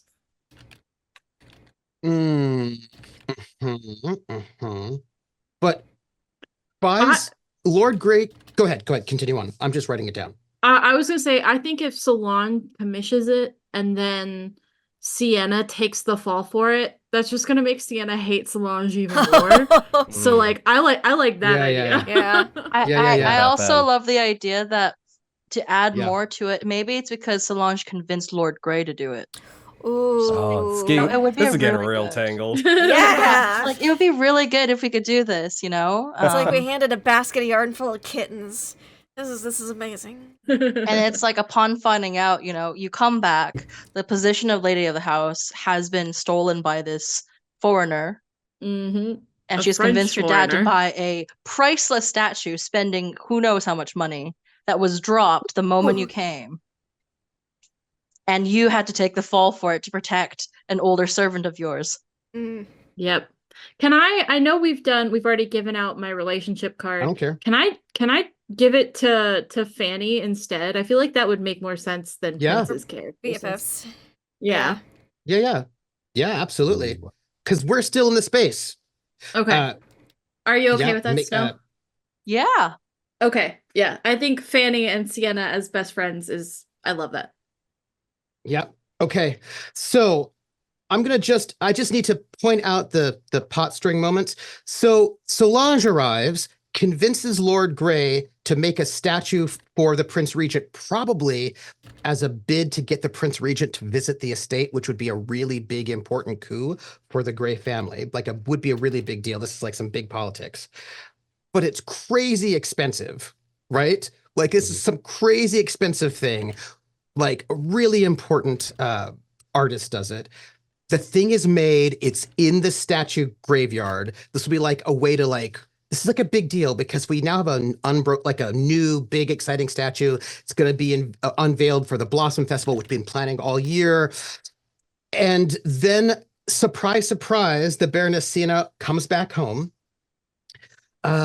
I imagine there's a little bit of tension between Sienna and Solange, or as everybody talks about it, it's a little bit of gossip that way. And it's not too long after Sienna, and of course it's known, everybody knows that it was Solange who got this statue commissioned. And if I may, please let me know if you all disagree or agree. I imagine that Solange has good taste, good French taste, and has perhaps taken to a little bit of redecorating of the estate, some making it just look a little bit nicer, less dated, in a bit more continental way. Would you say Solange might do that because she did help with the gift giving, and she seems to have like very nice manners and etiquette and style. Yes, she was, of course, as old blood, trained to be a bride. But because we're doing kind of historical, I will add a bit of a twist. This isn't just French taste, it's also Prussian taste.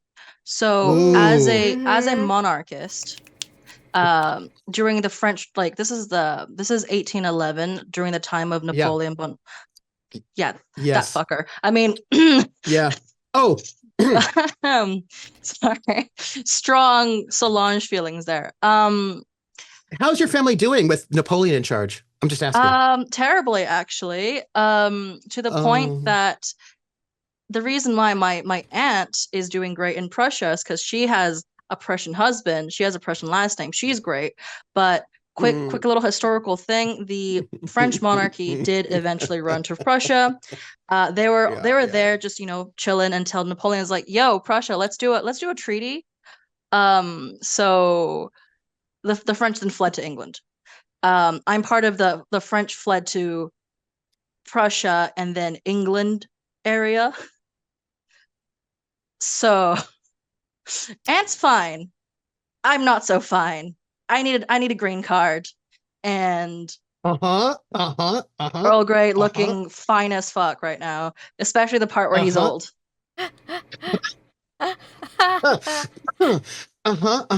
from like an Earl family. So I got it. So I imagine there's been some redecoration happening in a sort of different style. And I imagine Baroness Sienna coming home to seeing some redecorations must have made you feel great. I feel like Solange like redecorated my wing. Like I imagine I have my own wing that I grew up in, and like that just immediately before she even met Solange, she was like, "What the fuck is this? Like, who did this to my wing? Like, no, excuse me." So I think that set them off on the wrong foot. I also was like, "Oh yeah, I'm not sure which one of the junk you wanted to keep and what you wanted to throw out, but here you go, that old dated bassinet. Yep. There we go." Yep. I love it. Oh, okay. Yeah, I have to get something, but right now it's all your fault. So there must have been some sort of some words between Sienna and Solange that all of the help have heard, which means that everybody knows about it. That's great. And shortly thereafter, the statue tipped over, got to, who knows what happened? Flipped. Olivia, how did you ruin this statue accidentally? I guess I can't just carry a statue. That's silly. You gotta be a little more settled in realism. Is Olivia clumsy? Did she just like trip and fall into it? I think that might be fitting. Or she was just trying to dust it, just trying to adjust the drape so it's perfect. Yeah. So many possibilities. What if it was like a late night delivery and Olivia was actually on her way to take care of her charge, and she on the way to go to the charge, there's this menacing figure in the middle of the courtyard. So she thought it was an attacker. So that sounds like this is just a question. Does that mean that the prisoner that you're keeping is kind of scary? Because that sounds like you're really jumpy. Yeah, it does. I mean, can you blame her with this family? Yeah, I jump at shadows too. So you attacked the statue. Self-defense. So the statue swung first. The statue swung first. Right. I'm gonna just say that means in that case, self-defense. So in the broken pieces of the princess statue in the statue graveyard, there is a blunted kitchen knife sticking out of the chest. Oh! Could I ask a question before we go further? Because that is my job, and that is what this phase is all about. Blunted kitchen knife is one thing, but what if it were a bullet shot of some, like, I just want to know if Olivia might have had access to something like that, which she clearly should not have had access to something like that. But if you were in charge of maybe taking care of something, you might have been gifted this thing with the letter. Yeah, I just had curiosity. Yeah, just out of curiosity. And that would be like, that makes me think whoever is being held captive, that's like that doesn't sound good to me. If you need a gun, it's giving Mr. Rochester's wife. Olivia isn't the strongest. I feel a gun would be appropriate. She is also definitely jumpy, so. And the only reason why I'm asking is because it doesn't look like this statue slipped and like got accidentally tipped over and cracked. It looks like somebody shot the Prince Regent statue intentionally, is what it looks like.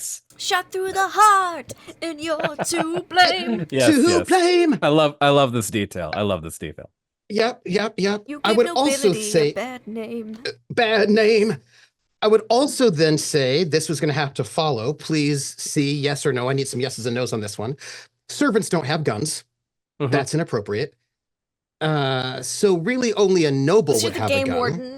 Unless you're the game warden or unless you're the game warden. Because we've got a lot of wildlife. Yes. It would limit who could have sent this request. Yeah, it might limit who would be a good, what's the word, suspect for who might have shot the Prince Regent statue in anger. And I imagine, since there are not that many, but it went down to Sienna. Sienna, is Sienna well known to be a huntress? Why might people, why Yeah, might I she imagine. be a believable suspect?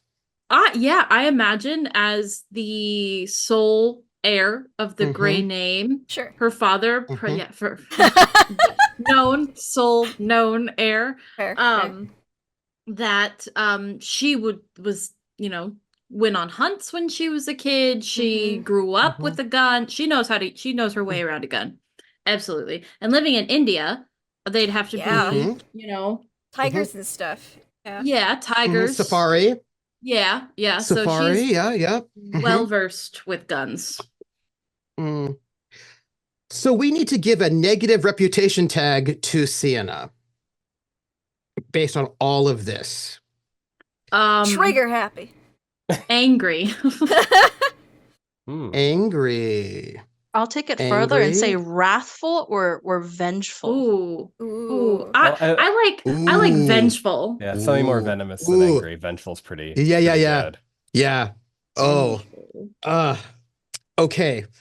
Before we finish our exciting introductions with each other, I'm gonna just note this: the Prince Regent did not come. No, he didn't. To the event. I'm also noting. And by that statue was up front and center, so they would have passed by that statue had they arrived. I'm noting there's some questions about money, because it sounds like Solange is spending a lot of the gray money on redecorating. Okay, I'm just keeping in my mind some things. It's good times. So let's learn a little bit more about our downstairs characters. You're also gonna ask each other some questions, and I would like to also know in this process who your connection is that's connected to your secret.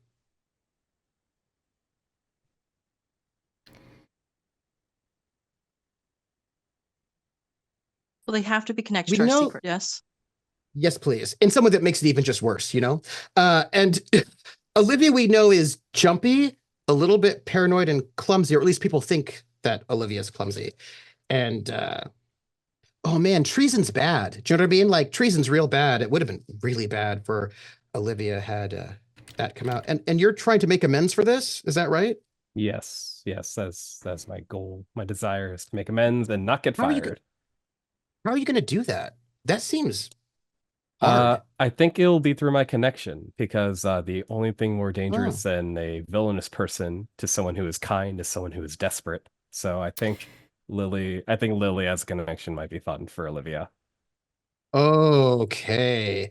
And tell me, what is the nature of that relationship to your secret, our Lily? Lily is probably the one who has given into Olivia's pleadings and askings for additional food to fulfill her secondary task.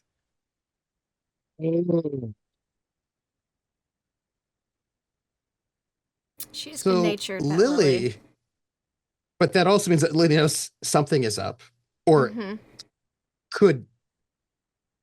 We also decided she had a really low passive perception, so does she know something's up? Could just be dumb.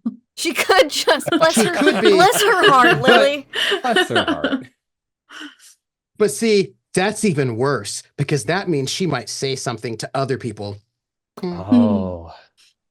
I love Conversely, what if she's actually really smart? She's just kind, and she's just trying her best to be good to everyone and to keep the peace. What if she's kind of both?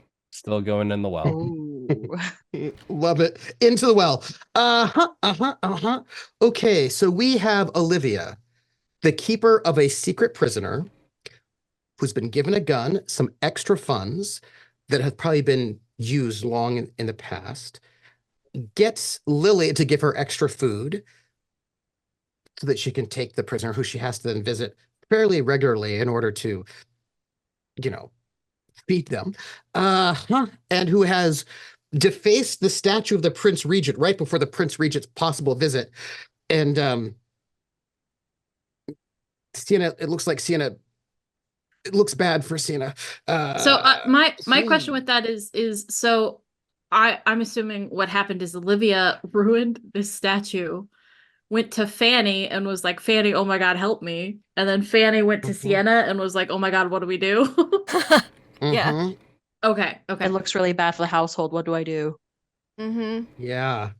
Yeah. With that, okay. That,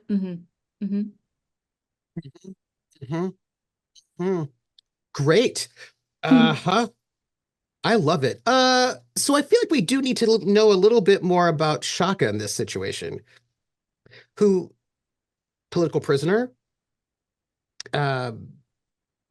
works up through the ranks very quickly, a very talented ballet, was having a passionate romance with Fanny and then just dumped Fanny in order to go and date the Earl because he's heartless, or is he?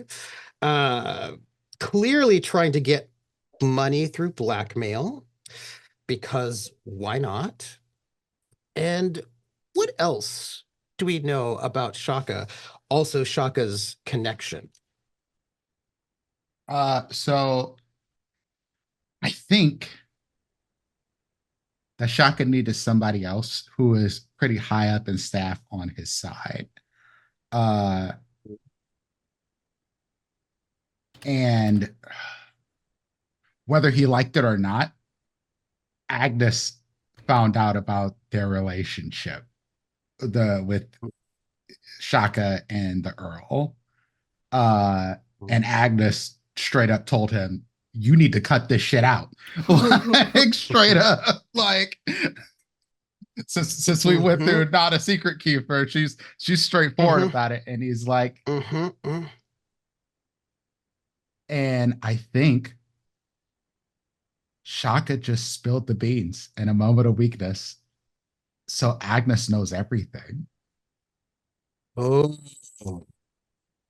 okay. What was Agnes's reaction to this? That's a great question. I think Agnes didn't change her mind on that he needs to cut it out, but I think based on what we're hearing about the staff here, Agnes ain't surprised that there's not a whole lot of love for the Gray family here. That's what it seems like from the staff. There's not a whole lot of love. I'm so happy to hear that. And thus, she's not said anything like to tell him to stop, but she does not necessarily approve. Great. I love that. And remember, Agnes is just a year or two older than the Earl Grey, and they grew up together in this estate. Yep. Great. Ooh, Saoirse. Yeah. So does it have to be? Huh? Sorry. Just what we know about you. Like, before we get the connection, we want to just breathe. Yeah. You know, breathe in your character a little bit, you know? Yeah. Saoirse is lady's maid to Solange. I imagine. So, how long has Solange been here? Ooh. That is a good question. From my very rudimentary and amateur understanding of history, I imagine it'd have to be a decent amount of time if she's already redecorating. Yes, I imagine it would be between a year to a year and a half. Okay. Yes, because initially she would have stayed as Earl Grey's guest from Prussia because she needs a refuge. Yeah. I'm sorry. I'm not a person to gossip. You know what I mean? But what I'm hearing, I'm just using my good communication skills that you learn when somebody says something. You say, what I heard you say, and then you rephrase what they said to make sure that you understand it correctly. So what I've heard you say is that you arrived here as a guest and a bit of a refugee. And then sometime in that year and a half, you became engaged to the Earl. Yeah. I don't know if you heard that, Baroness Sienna. Did you hear that? I don't know if you knew that while you were away, somebody who was a refugee here was coming just as a guest, and then randomly got engaged to your dad. Very, I don't know if you heard very that. untoward. Yeah. Uh-huh. I mean, it was supervised. It was chaperoned, of course, absolutely, by my absolutely. aunt. So, you know, it was very appropriate. Yeah. Makes sense. Mhm. So they say. Cool. Saoirse has been she's been working as like a maid kind of thing in various houses since she could work. So, she came to this estate at around 16 or 17, somewhere around that age. Through high recommendations, everywhere she's worked has been very pleased with what she does. When Solange came to the estate, she being, kind of a refugee, she didn't bring any ladies in waiting with her, or ladies' maids with her. So Saoirse was tapped essentially to have that position. I just need to ask a couple of questions just because I'm curious. Who tapped her for this job? Because it makes a difference if Solange or Solange's aunt tapped her, or if somebody if Earl Grey tapped her. Or, I mean, Earl Grey taps a lot of people, but if Earl Grey tapped her, that would be different. Or if somebody who's friends with Sienna tapped her. I'm just curious. I don't think anyone from the upper house tapped her. The upstairs. I think through because she has had nothing but good recommendations. Reginald, he recognizes talent when he sees it. That's true. Yes. He did pick him for that reason. I think Reginald is the one who is like, hey, she does good work. I think you'll be satisfied with her work if you make her a lady's maid. Oh, that's very wholesome. And so I do have to ask, because I'm here for everything to be wholesome. But if you are related to some people, which means you might be related to some family, weirdly coincidental that you were to other estates before you came here. That's just weirdly coincidental that you made it here, huh? Yeah. What a crazy random happenstance. Strange. Weird. But to be fair, I mean, nobody knows I have any relations in this house. That's true. Yes, that's no true. one knows. It's a secret. It is a secret. It's totally normal that I'm here. I was highly recommended by my previous housekeepers, and they had an opening and I was sent. Right. Cool. Who is your connection that is in some way related to your secret? Yeah, that's it's gonna be Lawrence. Lawrence is my connection. Do you want to talk about that? Because I'm going to write it down right now. I don't particularly really want to talk about it. He's my connection. I see. Yeah. I see. Lawrence. Cool. I'm sorry. I'm just trying to clarify something. Yeah, of course. Right. So your ambition, not my burden. Your secret. My burden. I'm so sorry. Burden. I misspoke. Your burden is to marry well. Yes. Right. And Lawrence is your connection that's connected to that ambition. But yes, I hate to bring this up because maybe you didn't realize this.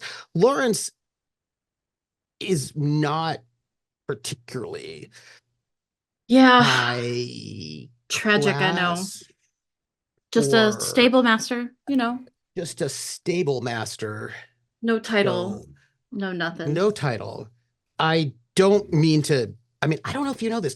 If you married him, that would not be fulfilling your secret burden.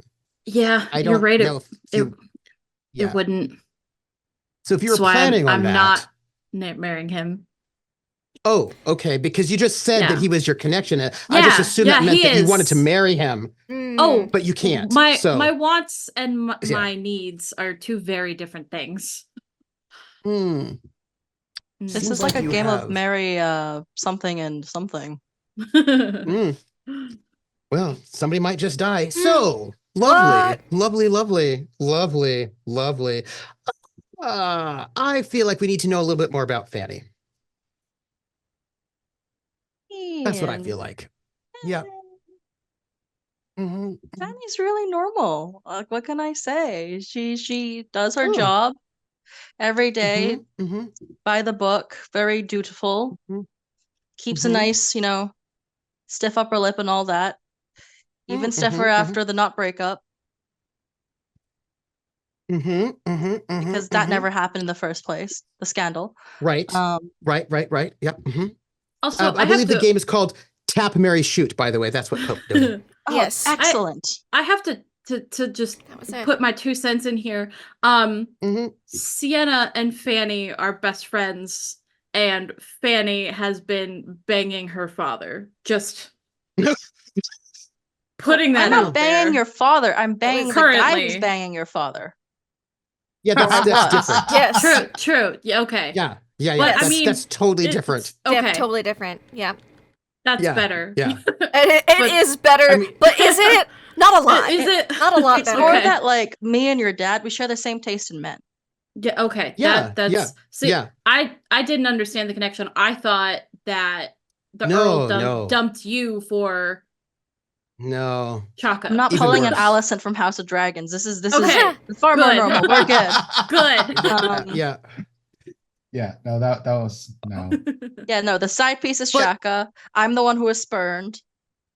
Yeah. That makes more I sense. do wonder, I suppose we'll find out, but I do wonder how Sienna feels about the fact that her dad stole in that kind of way that lords can do. Because I don't know what Sienna knows, but kind of looks, especially if you've ever read Dickens or whatever, sort of looks like Earl Grey, the lord of the house, who can have whoever he wants, decides to have the man that your best friend loves and just stole him away, breaking the heart of your best friend. That's what it looks like. Does Sienna know that?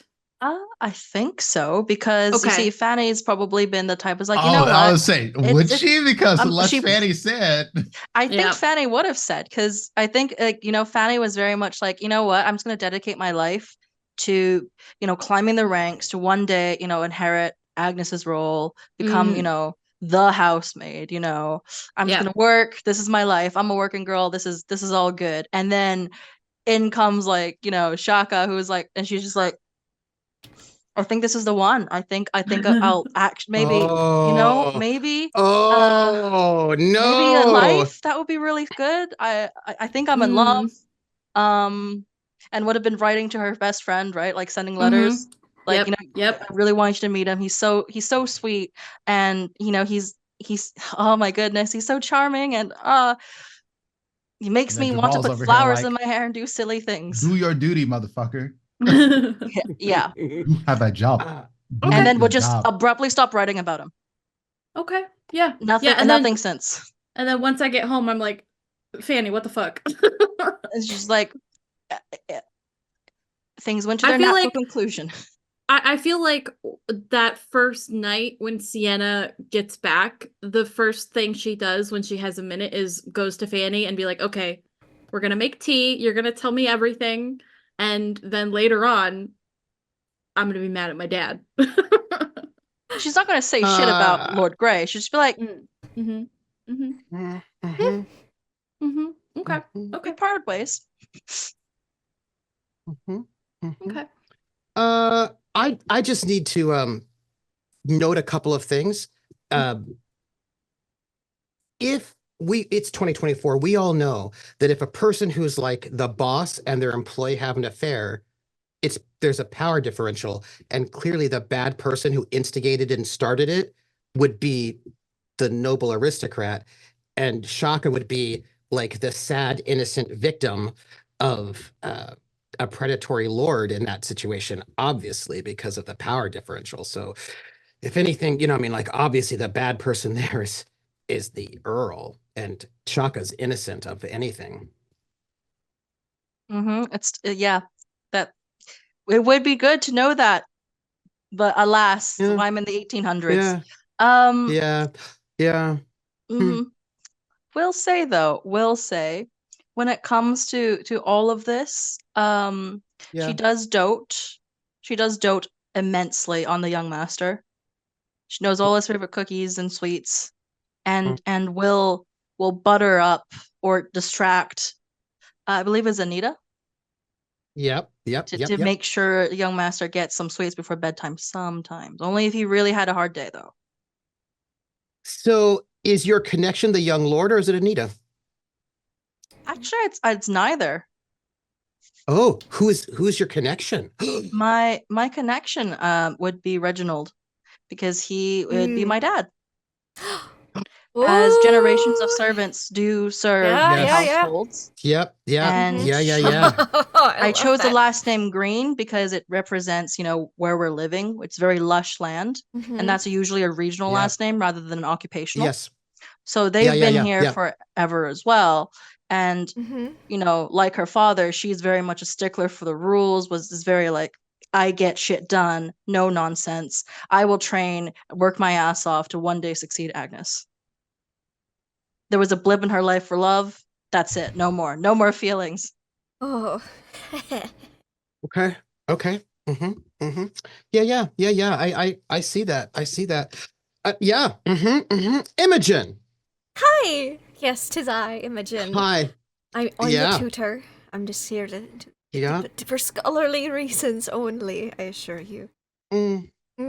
Now, I'm gonna just, you know, Saoirse's a very sort of Irish name. That's funny. Anyhow, quite common on this little island. You know, lots of Irish have come over the generations. Sure. Yeah, it was just a random thing. Let's you know, since we're hanging out with the downstairs folks, and you are, after all, a downstairs person. It's just that you are able to go upstairs sometimes. Let's know a little bit more about your Imogen. Yeah, Imogen, I was, you know, thinking about my origins a little bit here. Especially how the downstairs people would know you. Because the upstairs people know you in one way. But... They do. So I actually worked next door for the Trafford residence first. I was tutoring over there. And then when, of course, my lady and my lord moved back in to home, I was contracted to, because, you know, I had a really good reputation. Because I'd already been tutoring over there for a while, so they just needed supplementary tutoring, whereas, you know, he came fresh from India, so Sebastian would need a lot more hands-on tutoring. Of course, obviously. Obviously. And so if I moved in next door and started working there, I would still be able to, you know, tutor both families, but one bit more intensely, as per the need, and since, you know, the families are pretty decent terms. That's how I became known. I was, you know, the tutor next door, so I would come over sometimes for, you know, errands or to relay a message and things. So I got to know a bit of the staff first, and then I moved in when probably right before, because there was a little heads up that Lord Sebastian and Baroness Sienna were going to be moving in, so I would come to prepare things for, you know, that. Probably not a lot long though, a couple months maybe, month or two. I have a question. I'm just asking for no reason. Yeah. Sure. Yeah. So Saoirse, it says here that Saoirse worked in a number of different estates before Saoirse came to this estate. Had Saoirse and had always the best recommendations. At any point, did Saoirse work at the Trafford estate? I'm just curious. I imagine so, for like a year or two. Oh. Interesting. So I'm sure that meant that you know each other then. Yeah. I mean, yeah. Well, I mean, I could think you are so much older than me. You might have worked there before I was even at the Trafford residence. That's true. I would have been working at the Trafford residence when I was like 14, 15. Oh yeah, I would have been So- like 9. I wasn't working there then. So yeah. So So we weren't then there you at the same don't know time. each other. We don't. No, we met Mm-mm. here at this estate. Yep. A couple months ago. That's the Yeah. first time you've ever met each other. Mm-hmm. Yep. Okay. Okay. So it's cool. Yep. Interesting. Huh. You know that young Chadwick Trafford is single and also going to inherit the estate? Great catch. Yeah, Saoirse. Mm-hmm. Sure is. Yep. Yeah. Yeah, sure Yep. is. Yeah. So Yeah. Imogen, So we did not work at the Trafford estate at the same time. Right. Yeah. Right. And have never met each other. Mm-hmm. Well, we know now. We know each other now. Oh yeah. Yeah. Right. Yeah. Yeah. Of course. Yeah. Uh-huh. Yeah. Now let me see. I have to do Sure. math because I don't always know these things. So if Sienna is about 33 Yes. and Saoirse is 24. 24. And Imogen's 18. Interesting. And Imogen's 18. Interesting. Fascinating. Imogen. And the Baron's still how going. the Baron's still going. Yeah. Still going. I assume how do you act around the rest of the downstairs staff? I'm quite friendly. I want to be on very good terms with them. Who is your connection? Oh, my connection is Felicity.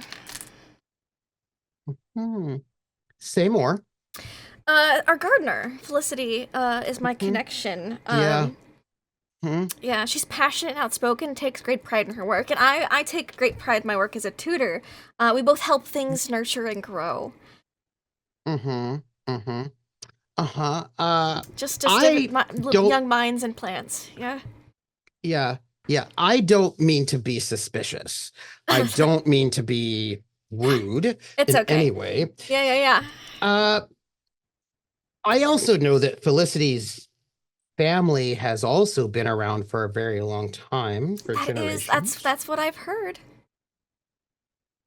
And I've also heard that Felicity maintains an old cemetery that was told not to be maintained. Yeah, sure. Should be unsightly for any of this. She thinks it'd be unsightly if any of the grounds were just not maintained at all, except for the woods themselves. And even those you have to maintain. Right. You know what I'm saying? Yeah, sure. Yeah. Exactly what is the nature of your relationship with Felicity?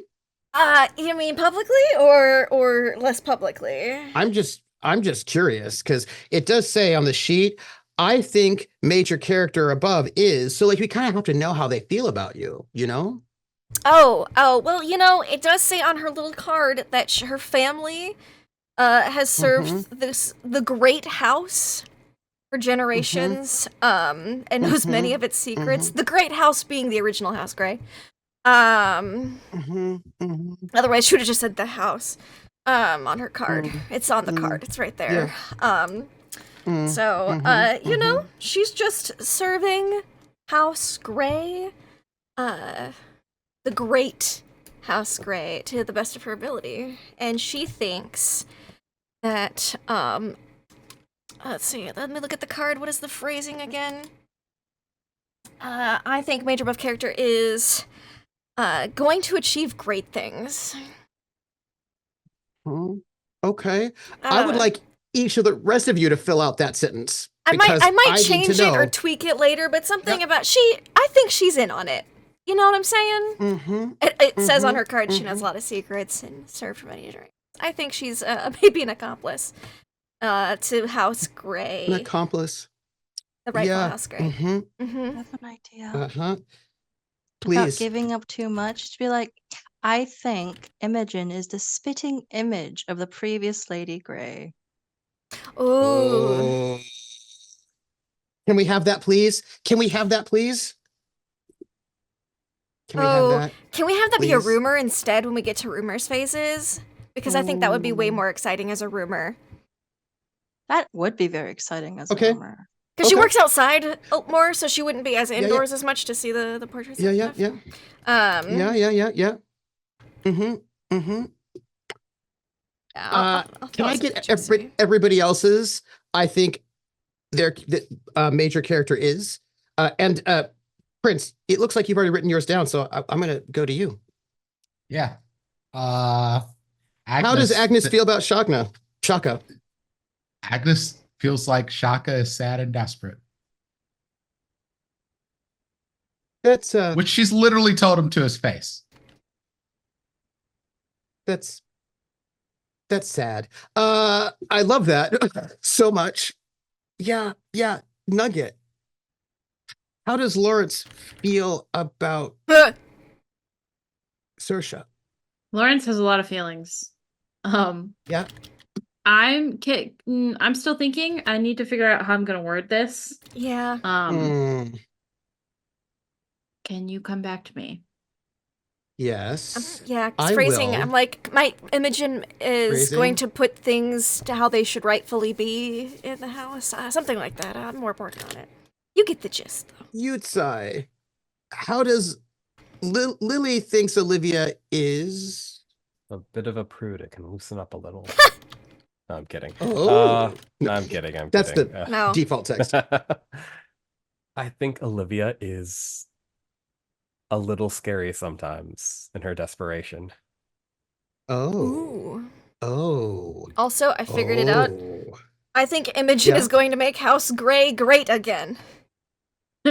Nice. Yeah. There you go.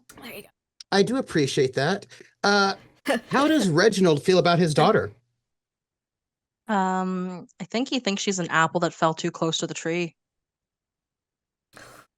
Ooh. Okay.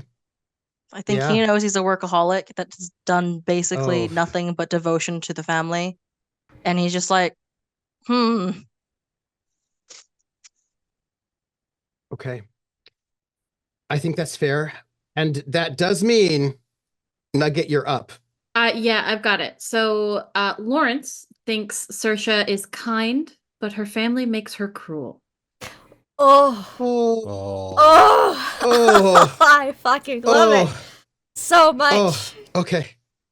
Ooh, okay. Ooh. Sorry, I just saw Snow's thing in the chat. That's also really good. I think Imogen is going to pluck out the weeds in House Grey. That's way less like punny than mine, but it's very thematic for a gardener, so I'm gonna just change that back. Yeah.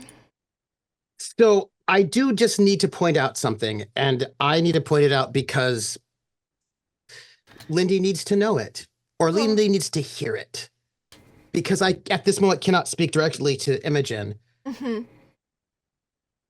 Saoirse, but, Solange knows. I don't think Solange likes it, but Solange knows. Sometimes noble families are awful, and then people have an uprising and behead them. I'm just noting it. So I'm just noting that sometimes when people get deposed by the people, there might be a reason for it. That's all I'm saying. Valid. Just noting it. So this is where we're at. I need you all to know, I want to know who wants to play these connections. If somebody wants to jump in and grab one of them, they have resolve tokens of their own, by the way. Please tell me who wants to take whom. Can I play Lily? Just by the way, now I'm thinking about the song Lily's Eyes from The Secret Garden, the musical, and it's a beautiful song, but go on. Yes, how does everyone feel?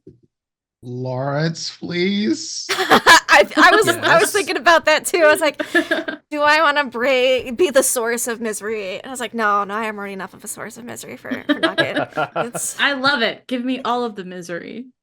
All the angst, all the sadness. I am your misery. Yeah, exactly. Yeah. Take it. Put yourself in the sheet. We've got Felicity, Reginald, and Agnes. Need to know, do I channel my like inner disappointed Asian mom and Agnes for Oh. That's what I want to know. I don't think I should play my own connection, so I'm not gonna pick Felicity. Fair. That's fair. I think I could do Felicity. Gonna be my co-conspirator to take down yourself. Let's do it.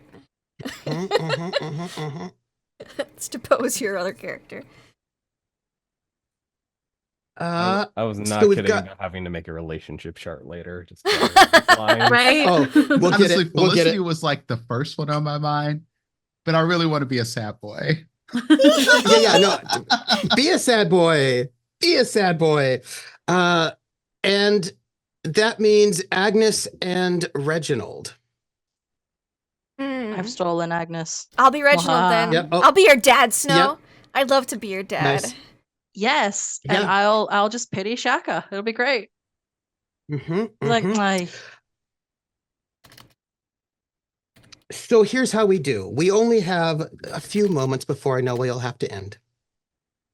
So we're going to start with the first half of the novel chapter. It's not going to be very long.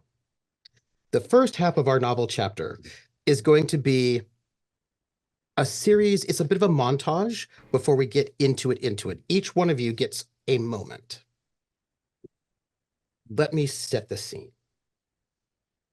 In a few hours, the Blossom Festival is going to begin. There's going to be a grand banquet. There's going to be a touring of the grounds, including, of course, there was a new statue, but don't worry about that. We don't talk about that, but it's going to be amazing. There's like everybody's coming, including the mayor. It's going to be a big deal. Rumor has it, maybe even the Prince Regent himself will arrive. It is for the people upstairs only the most. They're probably going to get dressed and have some sherry, cordial, and we'll be in the nude and sober. Is that what you're trying to imply? Because they're getting dressed. I mean, and drinking. You should already be dressed. Yeah. For them, their preparation looks a bit like this. That's true. not your preparation, however, because you're the downstairs staff. You're what makes that whole thing that happened last week happen. So I want us to go around.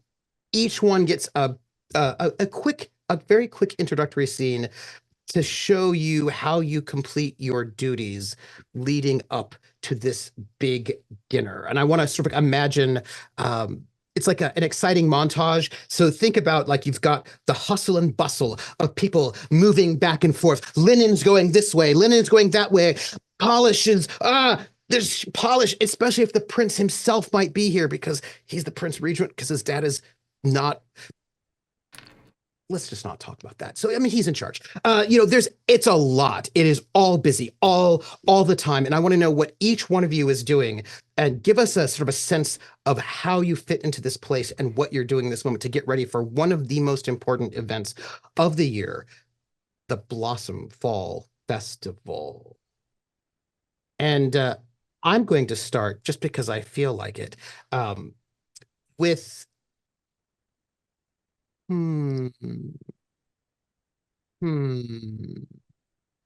Ido, right? Because Ido is a footman, hardworking, right? You can just see like Ido is there and he's like carrying heavy chests of linens down from the attic that people have access to downstairs, and you can see him, him and Lyle carrying these like pretty heavy chests of like the best linens that need to be sort of set out down from the attic as they're like, burdening under these sort of like, and these are like large chests. This linen is 100 years old, right? It's some of the finest stuff, and they're carrying all of these things down, and you see them coming down the back stairwell with these heavy wooden chests of linen as they come down. Who do we see next?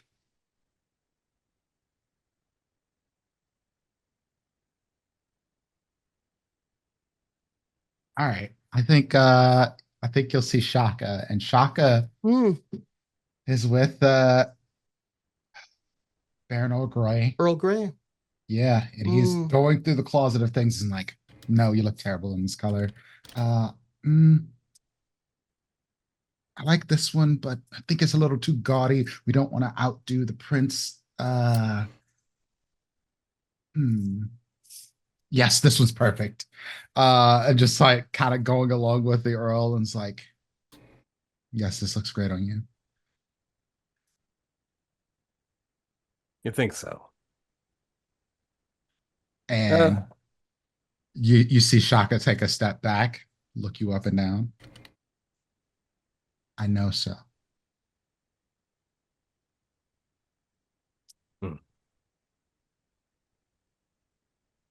I expect your best today, as with any other. I am always at my best, Earl.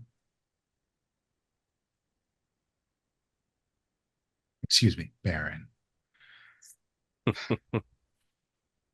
If today goes without a hitch, you can expect a hefty reward.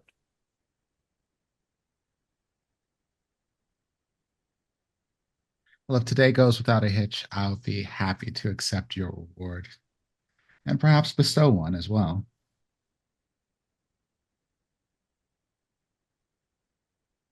That is, if you have time. I understand you'll be very busy with other more important people than one such as myself.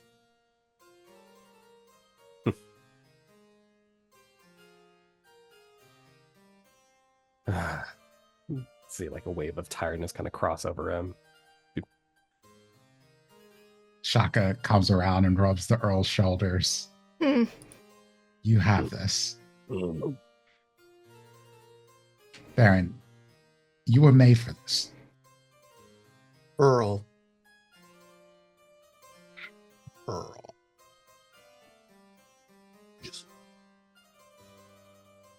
Well, such rewards can wait till later. I believe we have a festival to put on. Ah, yes, Earl. Excuse me. Yes. I shall make sure that everything looks as it should. Mm-hmm. Is there any other way that I can serve you? As with any other day, be my shadow, my right hand and my left. As you say, I was made for this, but... well, even good hands need good gloves in order to do the hard work, do they not? Indeed, sir.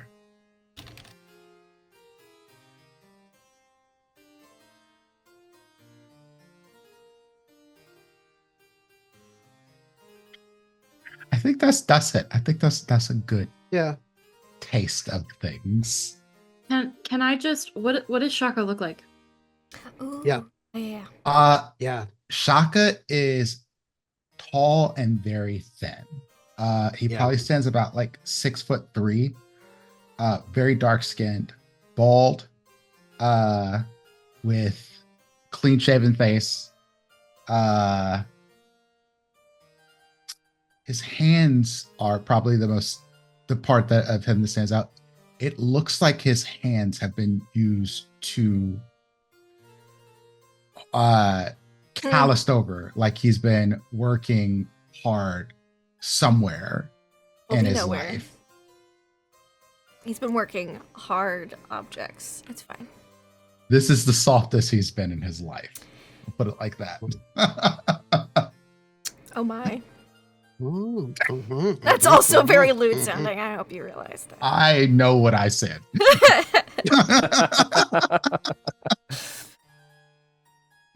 You know, I by the way, I just do want to point out that monologue tokens are on the table. Oh, that's right. I'm just noting that for the record. Who's next? Imagine a tall, skinny Lance Reddick. That's the best way. Oh, But nice. younger. Nice. Yeah. Rest in peace, homie. Yeah. Rip. Zavala. Oh, yeah. My commander. But also The Wire. But yeah. Yeah. I think Saoirse would be next. She has probably spent the majority of her day with Solange, getting her ready for the event, following her around, getting her dressed, doing her makeup, doing her hair, all of that. I imagine, what time is it? Or is it before the event? Are we close to the event starting? You can choose, but it's going to be before the big dinner, of course. Before the big dinner. Okay. I imagine it's kind of similar to the Earl and Shaka helping him get ready. Saoirse. Well, not that similar, but anyway, Saoirse is probably helping Solange. She's probably like deep in the closet. And I've just heard that about her. Wait, I'm sorry. Who did you say was deep in the closet? Who did you say was deep in the closet? Saoirse. Is she? Right, I'm sorry. Okay, I'm sorry. I'm sorry, I thought it was Saoirse. I know. Solange. I was. Yeah. Sorry. You were saying. Go ahead. I'm so sorry. Go ahead. Saoirse is probably deep in the closet right now, just going through dresses and. Are you It sure would be you a don't want to wear the wardrobe, dear. green one? Wardrobe, yes. Sorry, There we excuse go. me. Are you sure you don't want to wear the green one? Well, we should send a message to Earl Grey on what he's wearing and pair it somewhat. I do like I green. suppose. And it just brings out your eyes. Thank you. But it is not about bringing out anything about me. It is dressing me in the clothes of House Grey. I understand that, unfortunately. Alright, I guess I'll bring out the silver one. And she'll bring out just this gorgeous, a little opulent. This is House Grey, after all, and I feel like they like to indulge on everything. It's the gift from the Lord when we got engaged. That is the one. I figured it might send the right message that you're looking for. Yes, such a happy memory. And I think Saoirse just pats her shoulder as she helps her into the dress and, starts getting her ready. Is there anything I can do for you beforehand? Can I get you some tea? Anything to calm your nerves? Well, I would like another story. You come from even north of here, yes? I am from Ireland, was born there. Not particularly raised there, but was born, Yes. I've always wondered about them. The first thing I ever read about the Irishman was the modest proposal. It was very unmodest. Any good stories from your homeland? Anything perhaps about gifts or traditions? Oh, well, those stories are kind of boring. The best stories always involve the fairies. I don't know if you're familiar with them, but we do have quite a strong belief about fairies and the things that they do and what they are. Oh, I don't pay attention to pagan nonsense, but I would love to hear about it. Alright. Of course, my lady. Do you want to hear about the lighter things or some of the darker things? Something light, perhaps, to calm my nerves. Besides, I will be going to the party with my best friend, and he will bring the dark. His humor is. She considers saying any polite word, and was like, "No. When you have nothing nice to say, say nothing at all." Okay. Alright. So a light story about fairies. Oh, that's a bit of a hard one.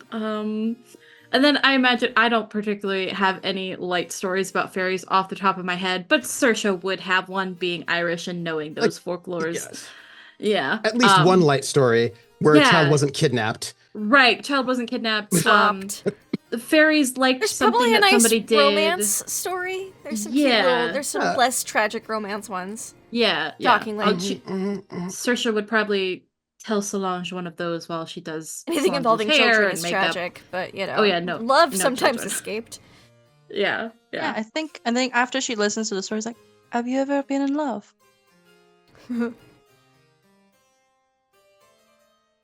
I don't think Saoirse answers right away, because I feel like normally Saoirse is very attentive, very responsive. And there's, in my head, I see it, we're at like a vanity, I'm doing your hair and makeup.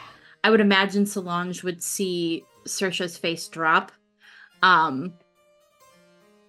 I have been in love before. And are you still?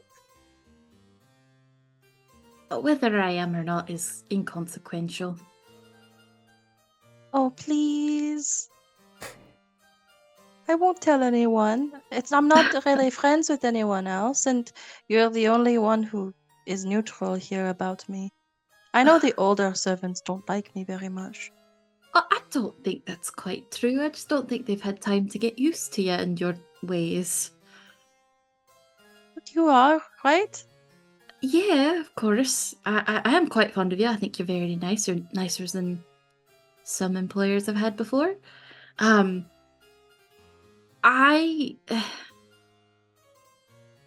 Let's just say I've ruined any chances of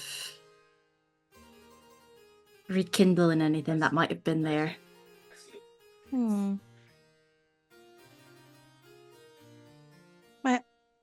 My aunt says if you ever have a relationship demand flowers with the right meaning could help. I don't think flowers are going to help this situation, unfortunately. But it's a nice thought. All right. Must be nice, though. It's nice in the moment, but in the aftermath, it's heartbreaking. I imagine.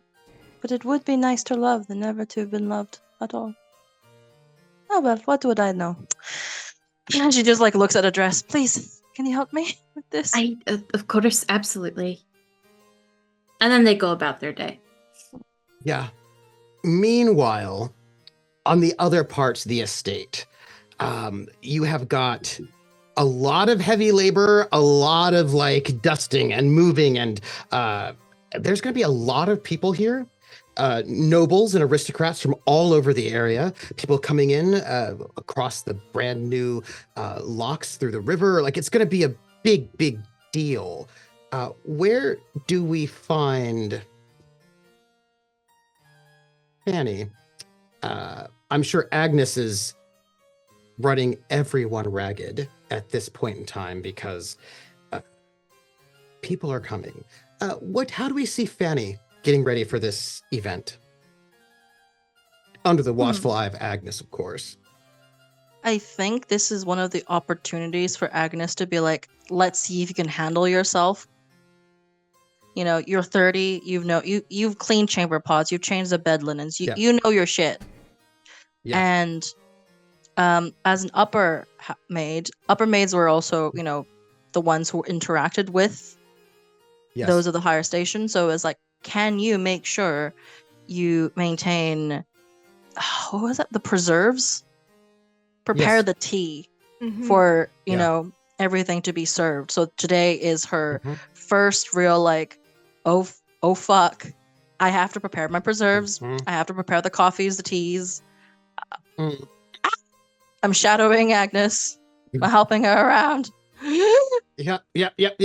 Now, I'm going to just, because we have this, if you ever get the game itself, it has this wonderful little handout about the world of downstairs and what they have to do, and it's quite extensive. Just so that you all know, my dear audience, if you are the valet or the ladies' maids, these are personal servants, very important. Your duties include maintaining their employer's wardrobe, including mending, polishing, steaming, and pressing and organizing. And it was, of course, really hard for a ladies' maid because they had a lot more clothing, a lot more accessories, a lot more complex, assisting with dressing and undressing several times a day because rich people change their clothes multiple times a day. It's very important. also helping choose those clothes and accessories. You have to work with the tailors and milliners. If they need a new hat, if they need any kind of new clothing, it is your job to go and make sure they get the clothing and it's done. It is also your job to cut and style their hair. And also, if you're the valet, to shave your employer. So all of the shaving, beard and mustache grooming, all of that is all the job of the valet. Overseeing of, or in some cases, personally cleaning their employer's dressing room and bedrooms.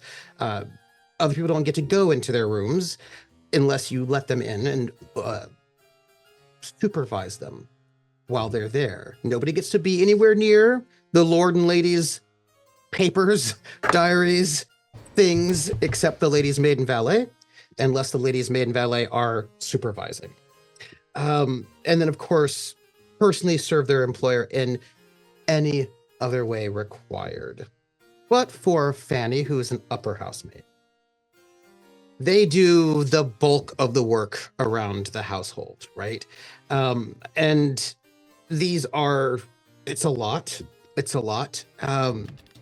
And both the upper and the under housemaids, which is also Olivia, they have very similar duties. But the upper housemaid performs any duties that require direct interaction with the family and visitors, whereas the under housemaid would not be directly interacting with the family and visitors. And then the under housemaid, that would be Olivia, has to do all of the dirtier work and the heavier work and the attacking statue work. But, you know, you can cover for each other. Upper housemaids are sometimes known as parlor maids, and then under housemaids are sometimes known as chambermaids. So they would have to do things like, both of them would have to do cleaning and maintaining the majority of the rooms of the house. The upper housemaid would be responsible for reception rooms, living rooms, and libraries. The under housemaid for the bedrooms, which is like worse because there are chamber pots in there. Empty the chamber pots, change bed linen, scrub floors, light fires, tend to fireplaces, make sure the fireplace is always running, heat and fetch hot water for the baths, sewing and repairing linen. The upper housemaid, Fanny, would also answer the service bell. When bells are rung, they would be in charge of that. They would wait on meals if the footmen are not available or are lacking. And would also act as lady's maid for adult children or visiting guests. So if we get other women running around who need ladies' maids, then Fanny would have to do all of that work as well. So, back to Fanny. Yes. So, I like to think that one of the very, very awkward kind of things would likely be because the things that are seen, right? So, for example, libraries and studies is the place she's maintaining. Yeah. So, it'd be, of course, the not so, subtle enough so the Earl wouldn't notice because she'd obviously always do the immediate go to the side, eyes down, don't get in their way. But the not glaring daggers, so to speak, at poor Shaka, but kind of daggers when he walks out with, With Shaka? Oh. Earl Grey. Mm-hmm. Luckily, because I am upper housemaid, I don't have to go in to clean your sheets. So yeah. Yep. I'm so sorry for you right now. Go ahead. That's probably more Olivia's job, if I'm fully honest. Yeah. Yeah, it's probably Olivia is going, and she's just like, so it's okay. I'll hold it. I'll help you with it. It's fine. That sort of stuff. But specifically, I'm probably running around like a headless chicken this morning. I think I'm too busy figuring shit out, making sure I'm presentable while doing things and being tested by Agnes. So busy, in fact, I don't even get to do my, on the surface I'm glaring, but secretly I'm brokenheartedly longing, glance over as Shaka's walking by the Earl, with the, I'm too busy. Too fucking busy. Oh, Olivia, where do we see you in this madness? And by the way, as you're sort of doing this, you've got Ido and Lyle, and they're polishing silver because their job is to do all the polishing of everything. So they've got the furniture polished, and they're polishing the furniture, and they're polishing the silverware, and they're setting the linens. They've got the brass. Oh, it's a lot of everything has to be polished, right? And polished or brushed? And Lyle's out. polished or brushed, and there's Lyle who's helping people out of carriages and holding and carrying their things. And so this is all, some people might be staying over. Some of those guests from the last week might be staying over because it's a bit of a journey. So of course, all of those rooms have to be ready. So all of that's happening. And what do we see Olivia doing?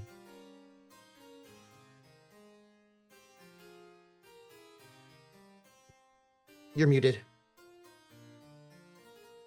Olivia is, and you can tell me that you feel this is appropriate or not given her station, probably given the recent events and still feeling a little reserved. She's opted to clean the floors mostly, cleaning up other people's messes instead of doing something that could cause another big mess. Oh, wow.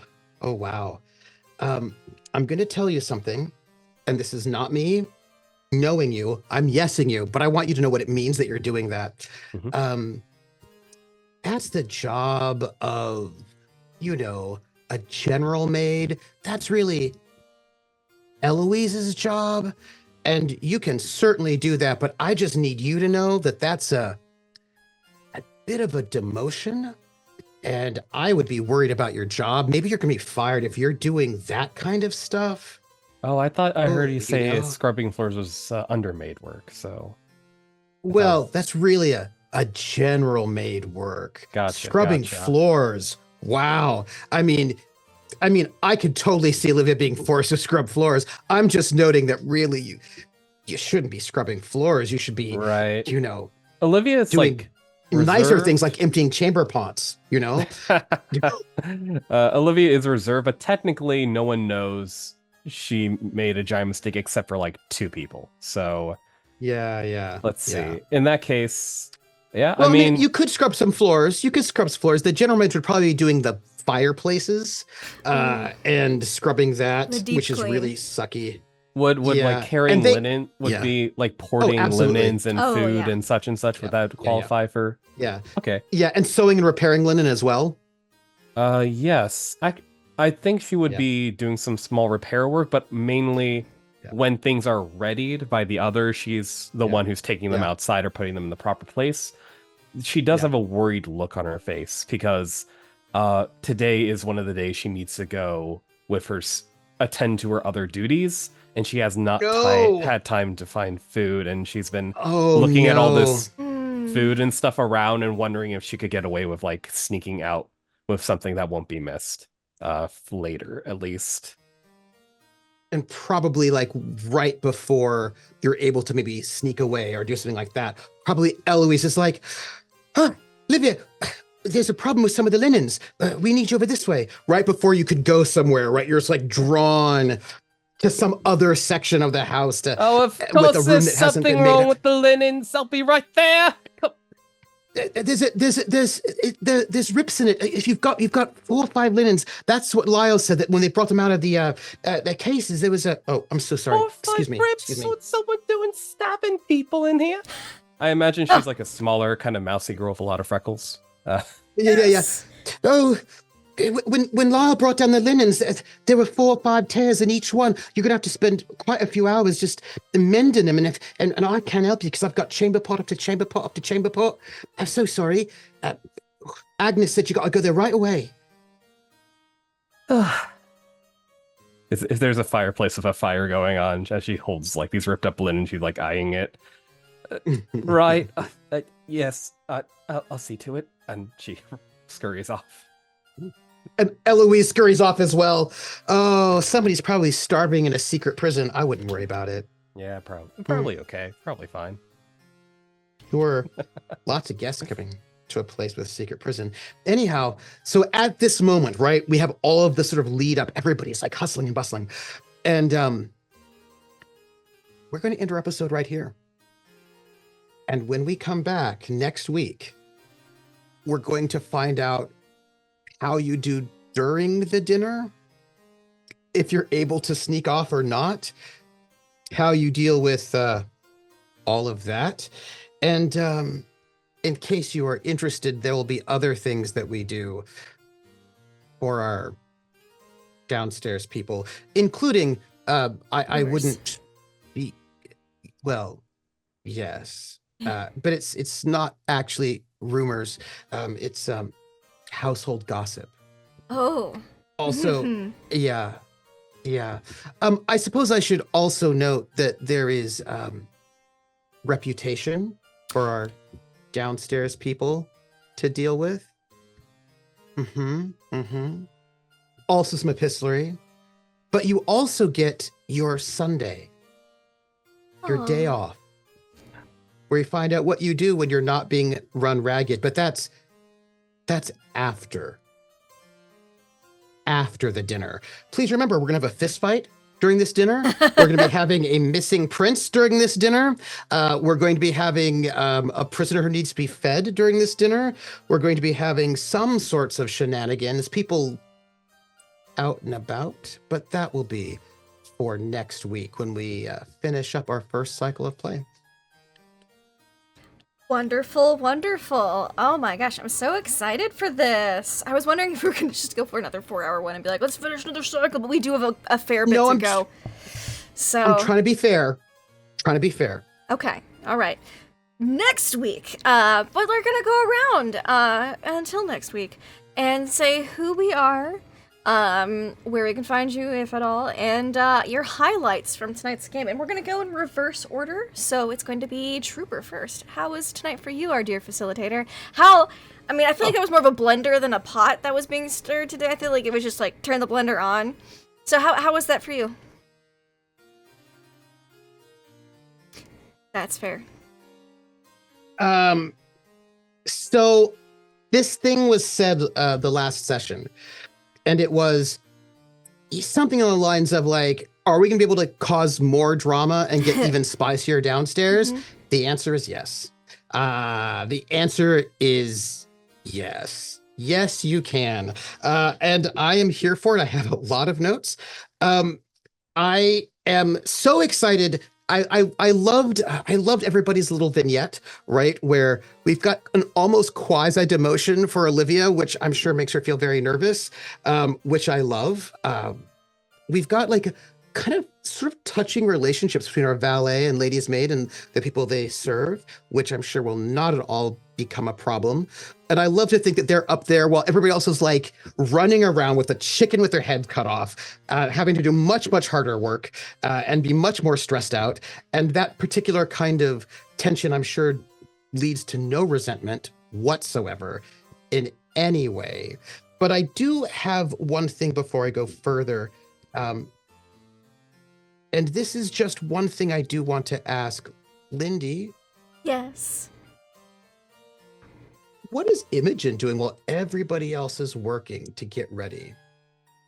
Oh, well, she has preparations as well because, while she may not be a lady's maid or a valet, she is kind of responsible for our dear Sebastian. So she would be double-checking everything that needs to be double-checked for him.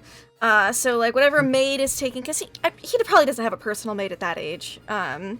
No, but one of the footmen is probably going to be working to do his dressing. Yeah. Imogen's just checking it. Just double-checking everything, because that's part of her job as a tutor.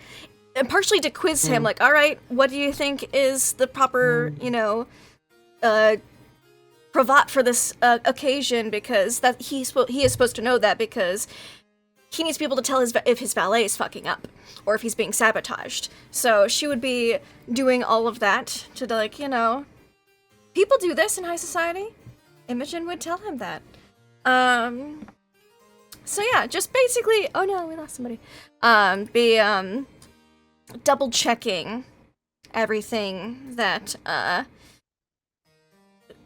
Sebastian's valet would be doing, and probably just helping out. She is partially the help, so probably helping carry linens and things when available, but not doing any of the hard house labor, because that also is technically beneath her. So yeah, but correct. She does want to be helpful, so it'd be like little things like, oh, I'll relay that message for you, like, oh, could you tell so and so, this, to save the maids a trip, since she has to walk over that way. So probably a lot of message relaying while she's running around, making sure she's presentable, making sure she's quizzing Sebastian on proper etiquette and things. Because we did have that scene at the beginning where he tied his cravat was a little crooked, so I feel like that ties in well to our first session. I'm gonna call shenanigans on you. What? Yeah, I'm calling shenanigans on you right now. And this is part of my outro. I'm doing? Well, there's a difference between, oh, is that the right cravat? And this is how you can tell if people are trying to sabotage you. Those are slightly different lessons. Well, those are slightly different lessons. That is fair. That is true. That would probably be not said in front of the footmen. No, but what exactly are you preparing young Sebastian for? High society would be my life. question. Uh-huh. It's pretty cutthroat out there, I hear. I mean, you know how the original Greys got deposed, don't you? I don't know, does he? We'll have to bring it up in young history Sebastian. Lesson. Oh. Young Sebastian, I have a question. Do you know how the Grey family came to power? Did your mother tell you? Oh, I'm so sorry. Hey, Mom, Sienna, did you tell your son how the Greys came to power? I'm sorry, do you actually know? I'm sorry, Earl Grey, did you tell your daughter how the Greys came to power? How many generations back did that happen? I don't think it was Earl Grey himself. I think it was one of Earl Grey's. Yeah, it was. He did not do it. It was one of his descent. It was one of his ancestors. Yeah. But Earl Grey knows. Have you told the rest of your family? No, I don't think Earl Grey has. Oh. What's one more secret? Okay. Kyle?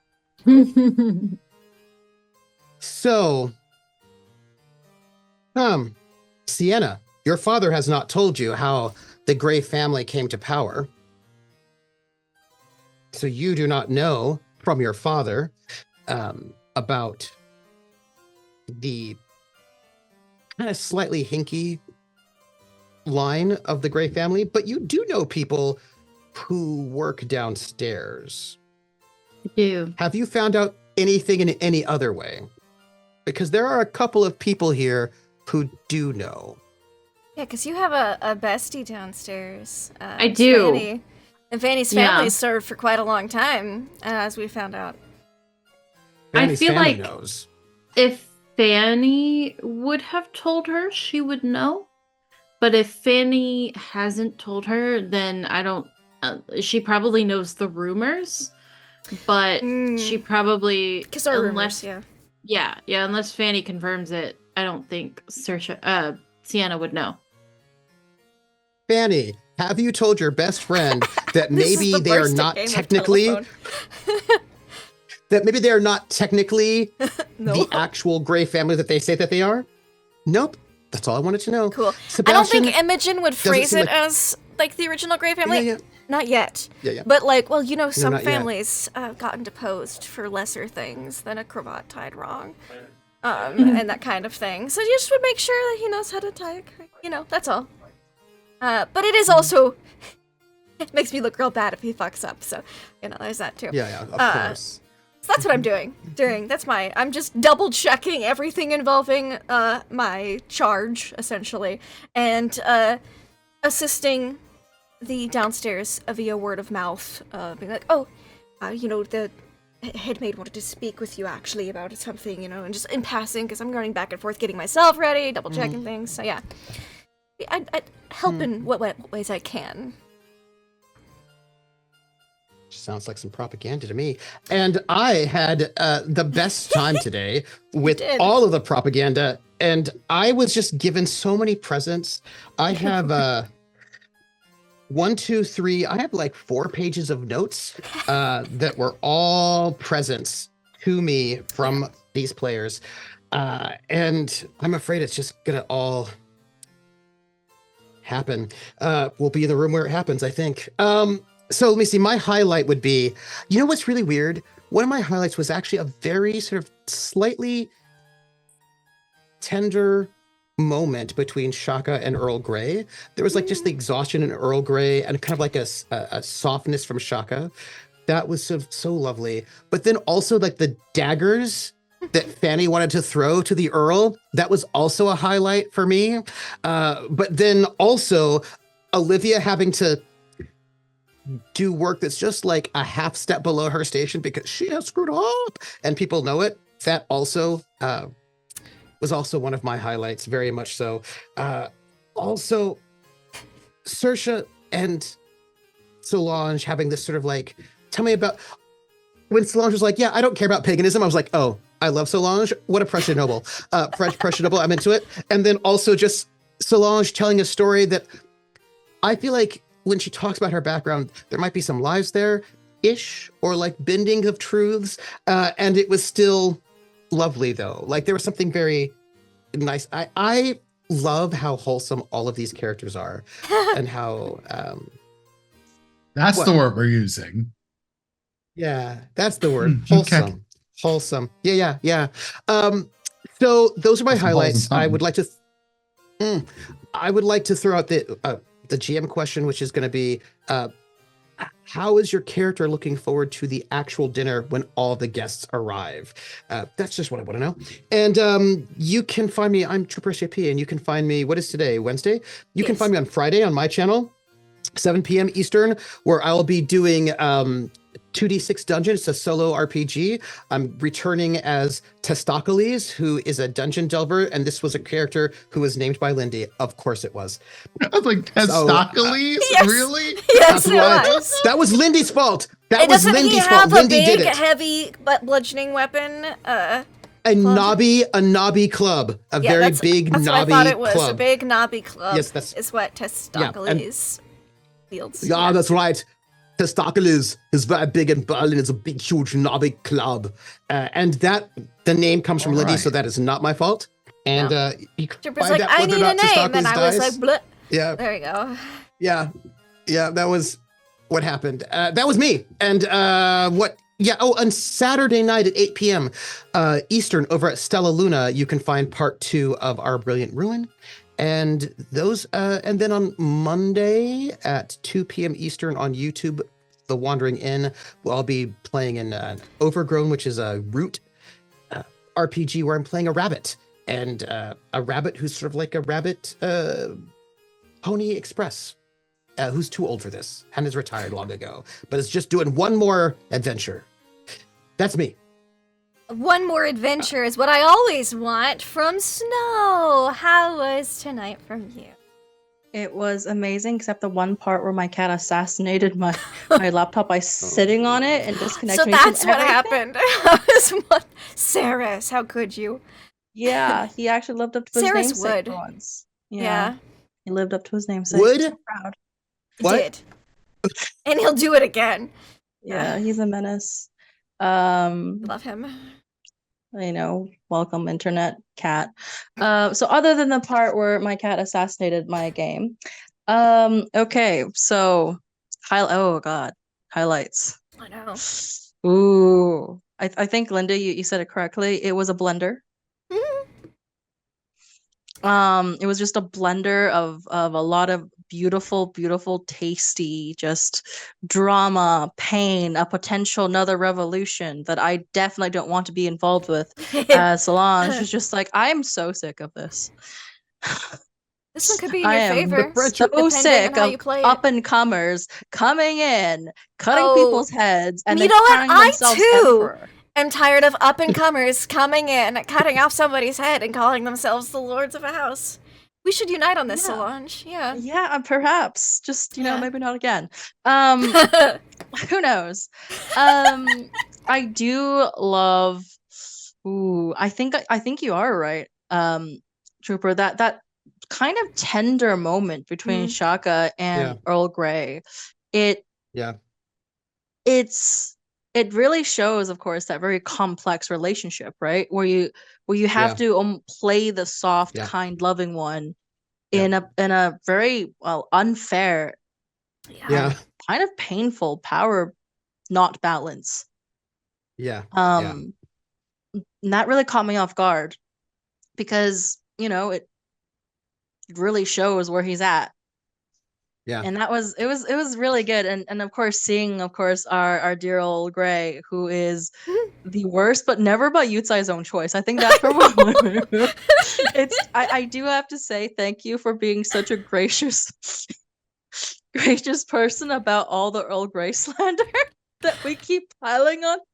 In the span of 2 sessions, we have thoroughly slandered a man to Earl the darkest of Greys. Can I just say something? I know some secrets about Earl Grey, and they make this whole thing so delicious for me. And one day you will learn those secrets too. That's all I'm gonna say. That's all I'm saying. Mm-hmm. That's all I'm saying. I still can't believe Grey did a Grey, man. Like, quite literally. Well, I mean, there's the true Grey and then the imposters who just took the name. So I mean, there's no lines crossed technically. No, it's more just like, hey, I know that my ancestors fucked yours over, but let's shaboink. I think my mother was very tactical, and I don't think Earl Grey knew who she was when they did that. There's no black and white, only shades of gray. Hey, this is. I feel like that's gonna be the title now. You know, we could have not named this "Reading Between the Lines." We could have named this 50 Shades of Grey, and it would have been appropriate. 50 Shades of Grey. Yes. Ooh, and yeah, just getting to know the characters, getting the questions. Trooper, you are insidious with how you rephrase words. Love it. Yeah, everybody just coming up with these really scandalous tidbits in their backstories. It's anyway, I can probably be here forever rambling about it. So biggest highlight, probably, most delicious peak is definitely getting to see the characters in play. Yeah. Everybody's little moments, amazing. So that's me. It was amazing all over. Special thanks for Yutsai for being such a good sport. Yeah. And also love you, Sosha, because you're like literally her only friend. I know. Oh. They'll be best friends. It'll be fine. Yes. And yeah, that was really fun. As for who I am Loria Lark on the interwebs. You may find me here and here alone because I don't feel like dead naming a certain website or talking about my very shoelace enthusiast website that I also frequent. So for those of you who know, I like your shoelaces. I'm looking up things now. Thank you so much. Now, next we have Dimples and Dice. How was tonight for you? It was exactly what I wanted to be, you messy bitches. That's what it was. It was exactly what I wanted it to be.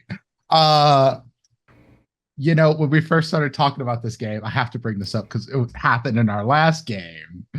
I was like, oh, this is going to be glorious because I know I can trust you all to be just as bad as me. And that's a very good feeling. So yeah, that is, I'm so glad to be here. Just put it like that. I'm so glad to be here. Favorite moment from tonight? There was too many. Y'all all just embraced the worst parts of yourselves. When do we not? Like, it was just so much. And then the whole tangled web of the statue, that was just, y'all went all in. And I just appreciate that so much. It just kept getting messier and messier. And I'm just like, yeah, keep doing this. This is like Twitter without all the toxicness.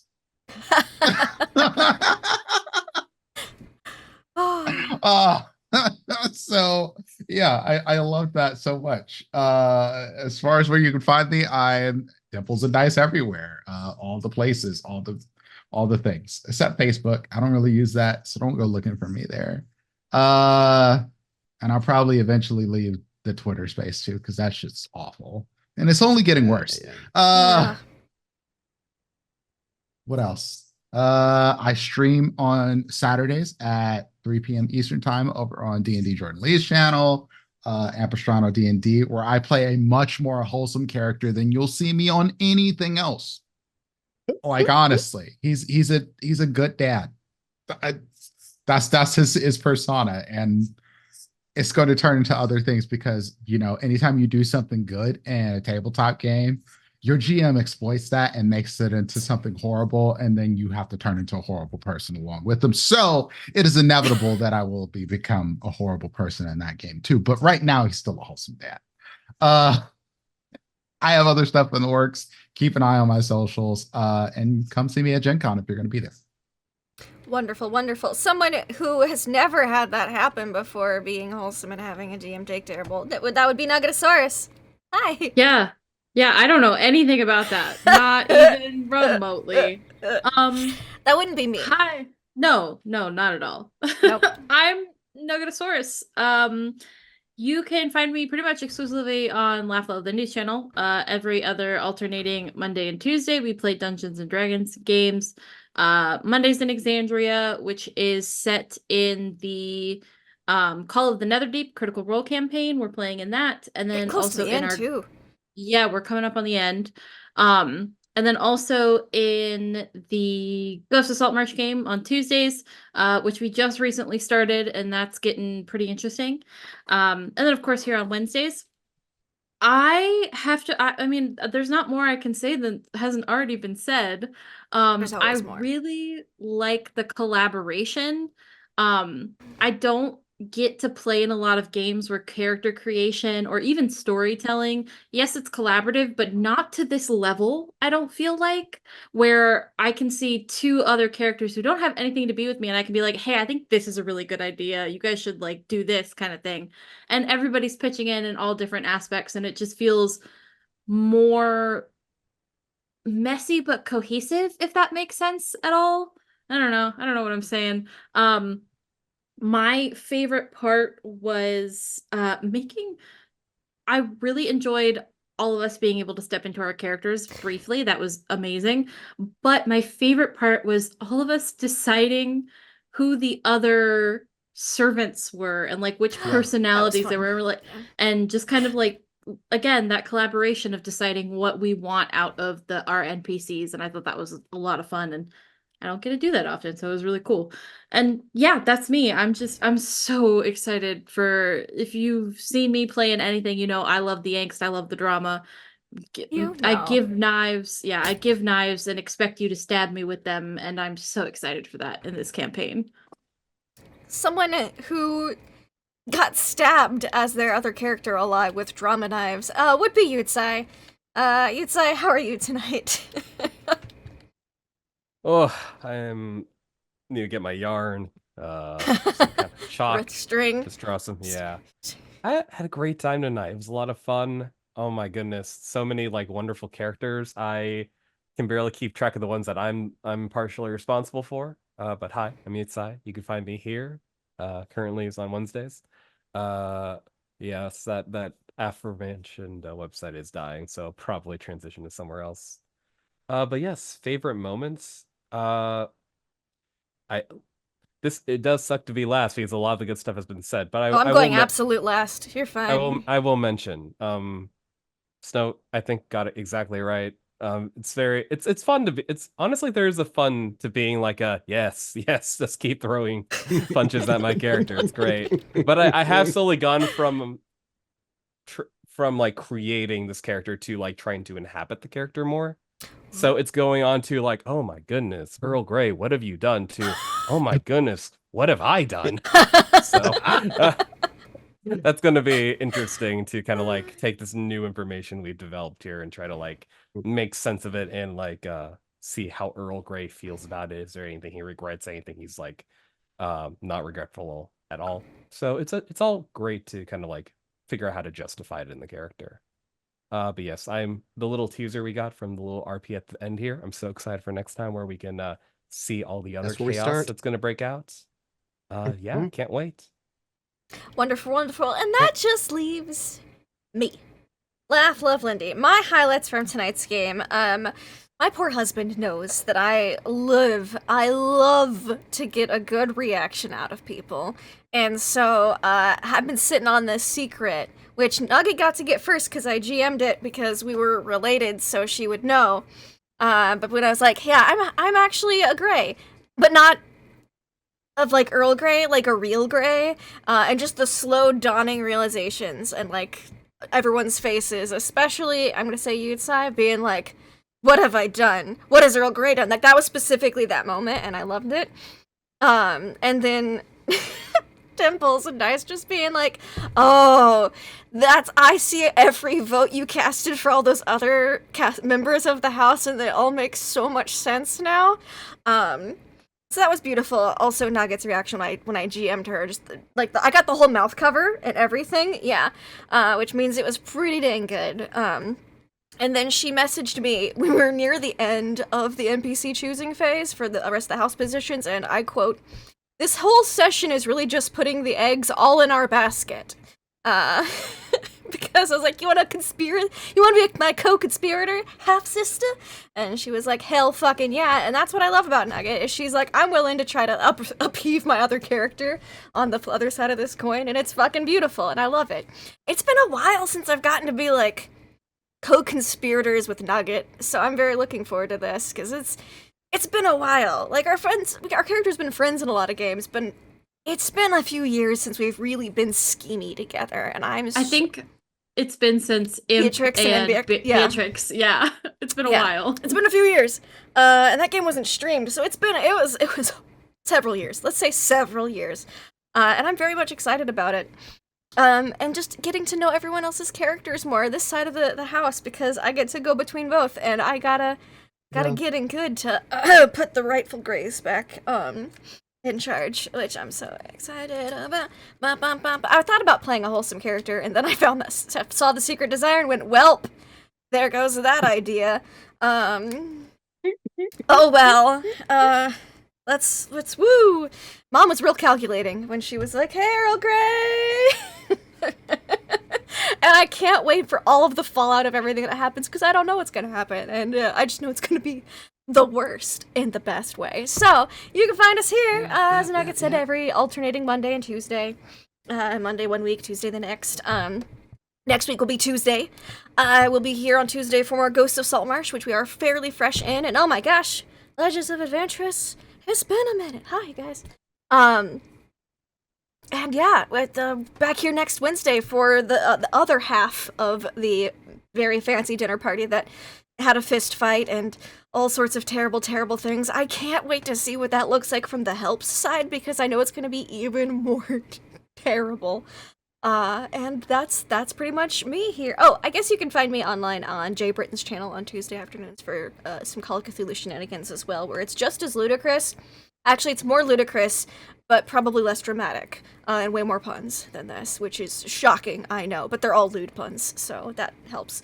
Thank you all so much for watching. Something? Yes, you may. Of course you may. No. Yes, of course you can share something. I just wanted to share this one thing, because I want you as players to feel comfortable and safe. Oh, you know?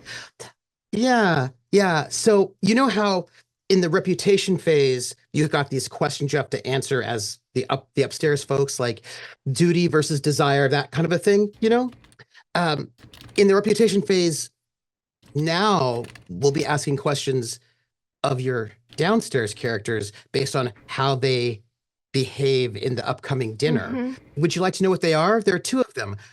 I'm going to tell you anyway. You don't get to answer no, because I'm telling you. Just so you know. The questions are, did you bring scandal, shame, or severe embarrassment to the household? That's question one. Yes. Question two is, did you go out of your way to protect or restore the household name?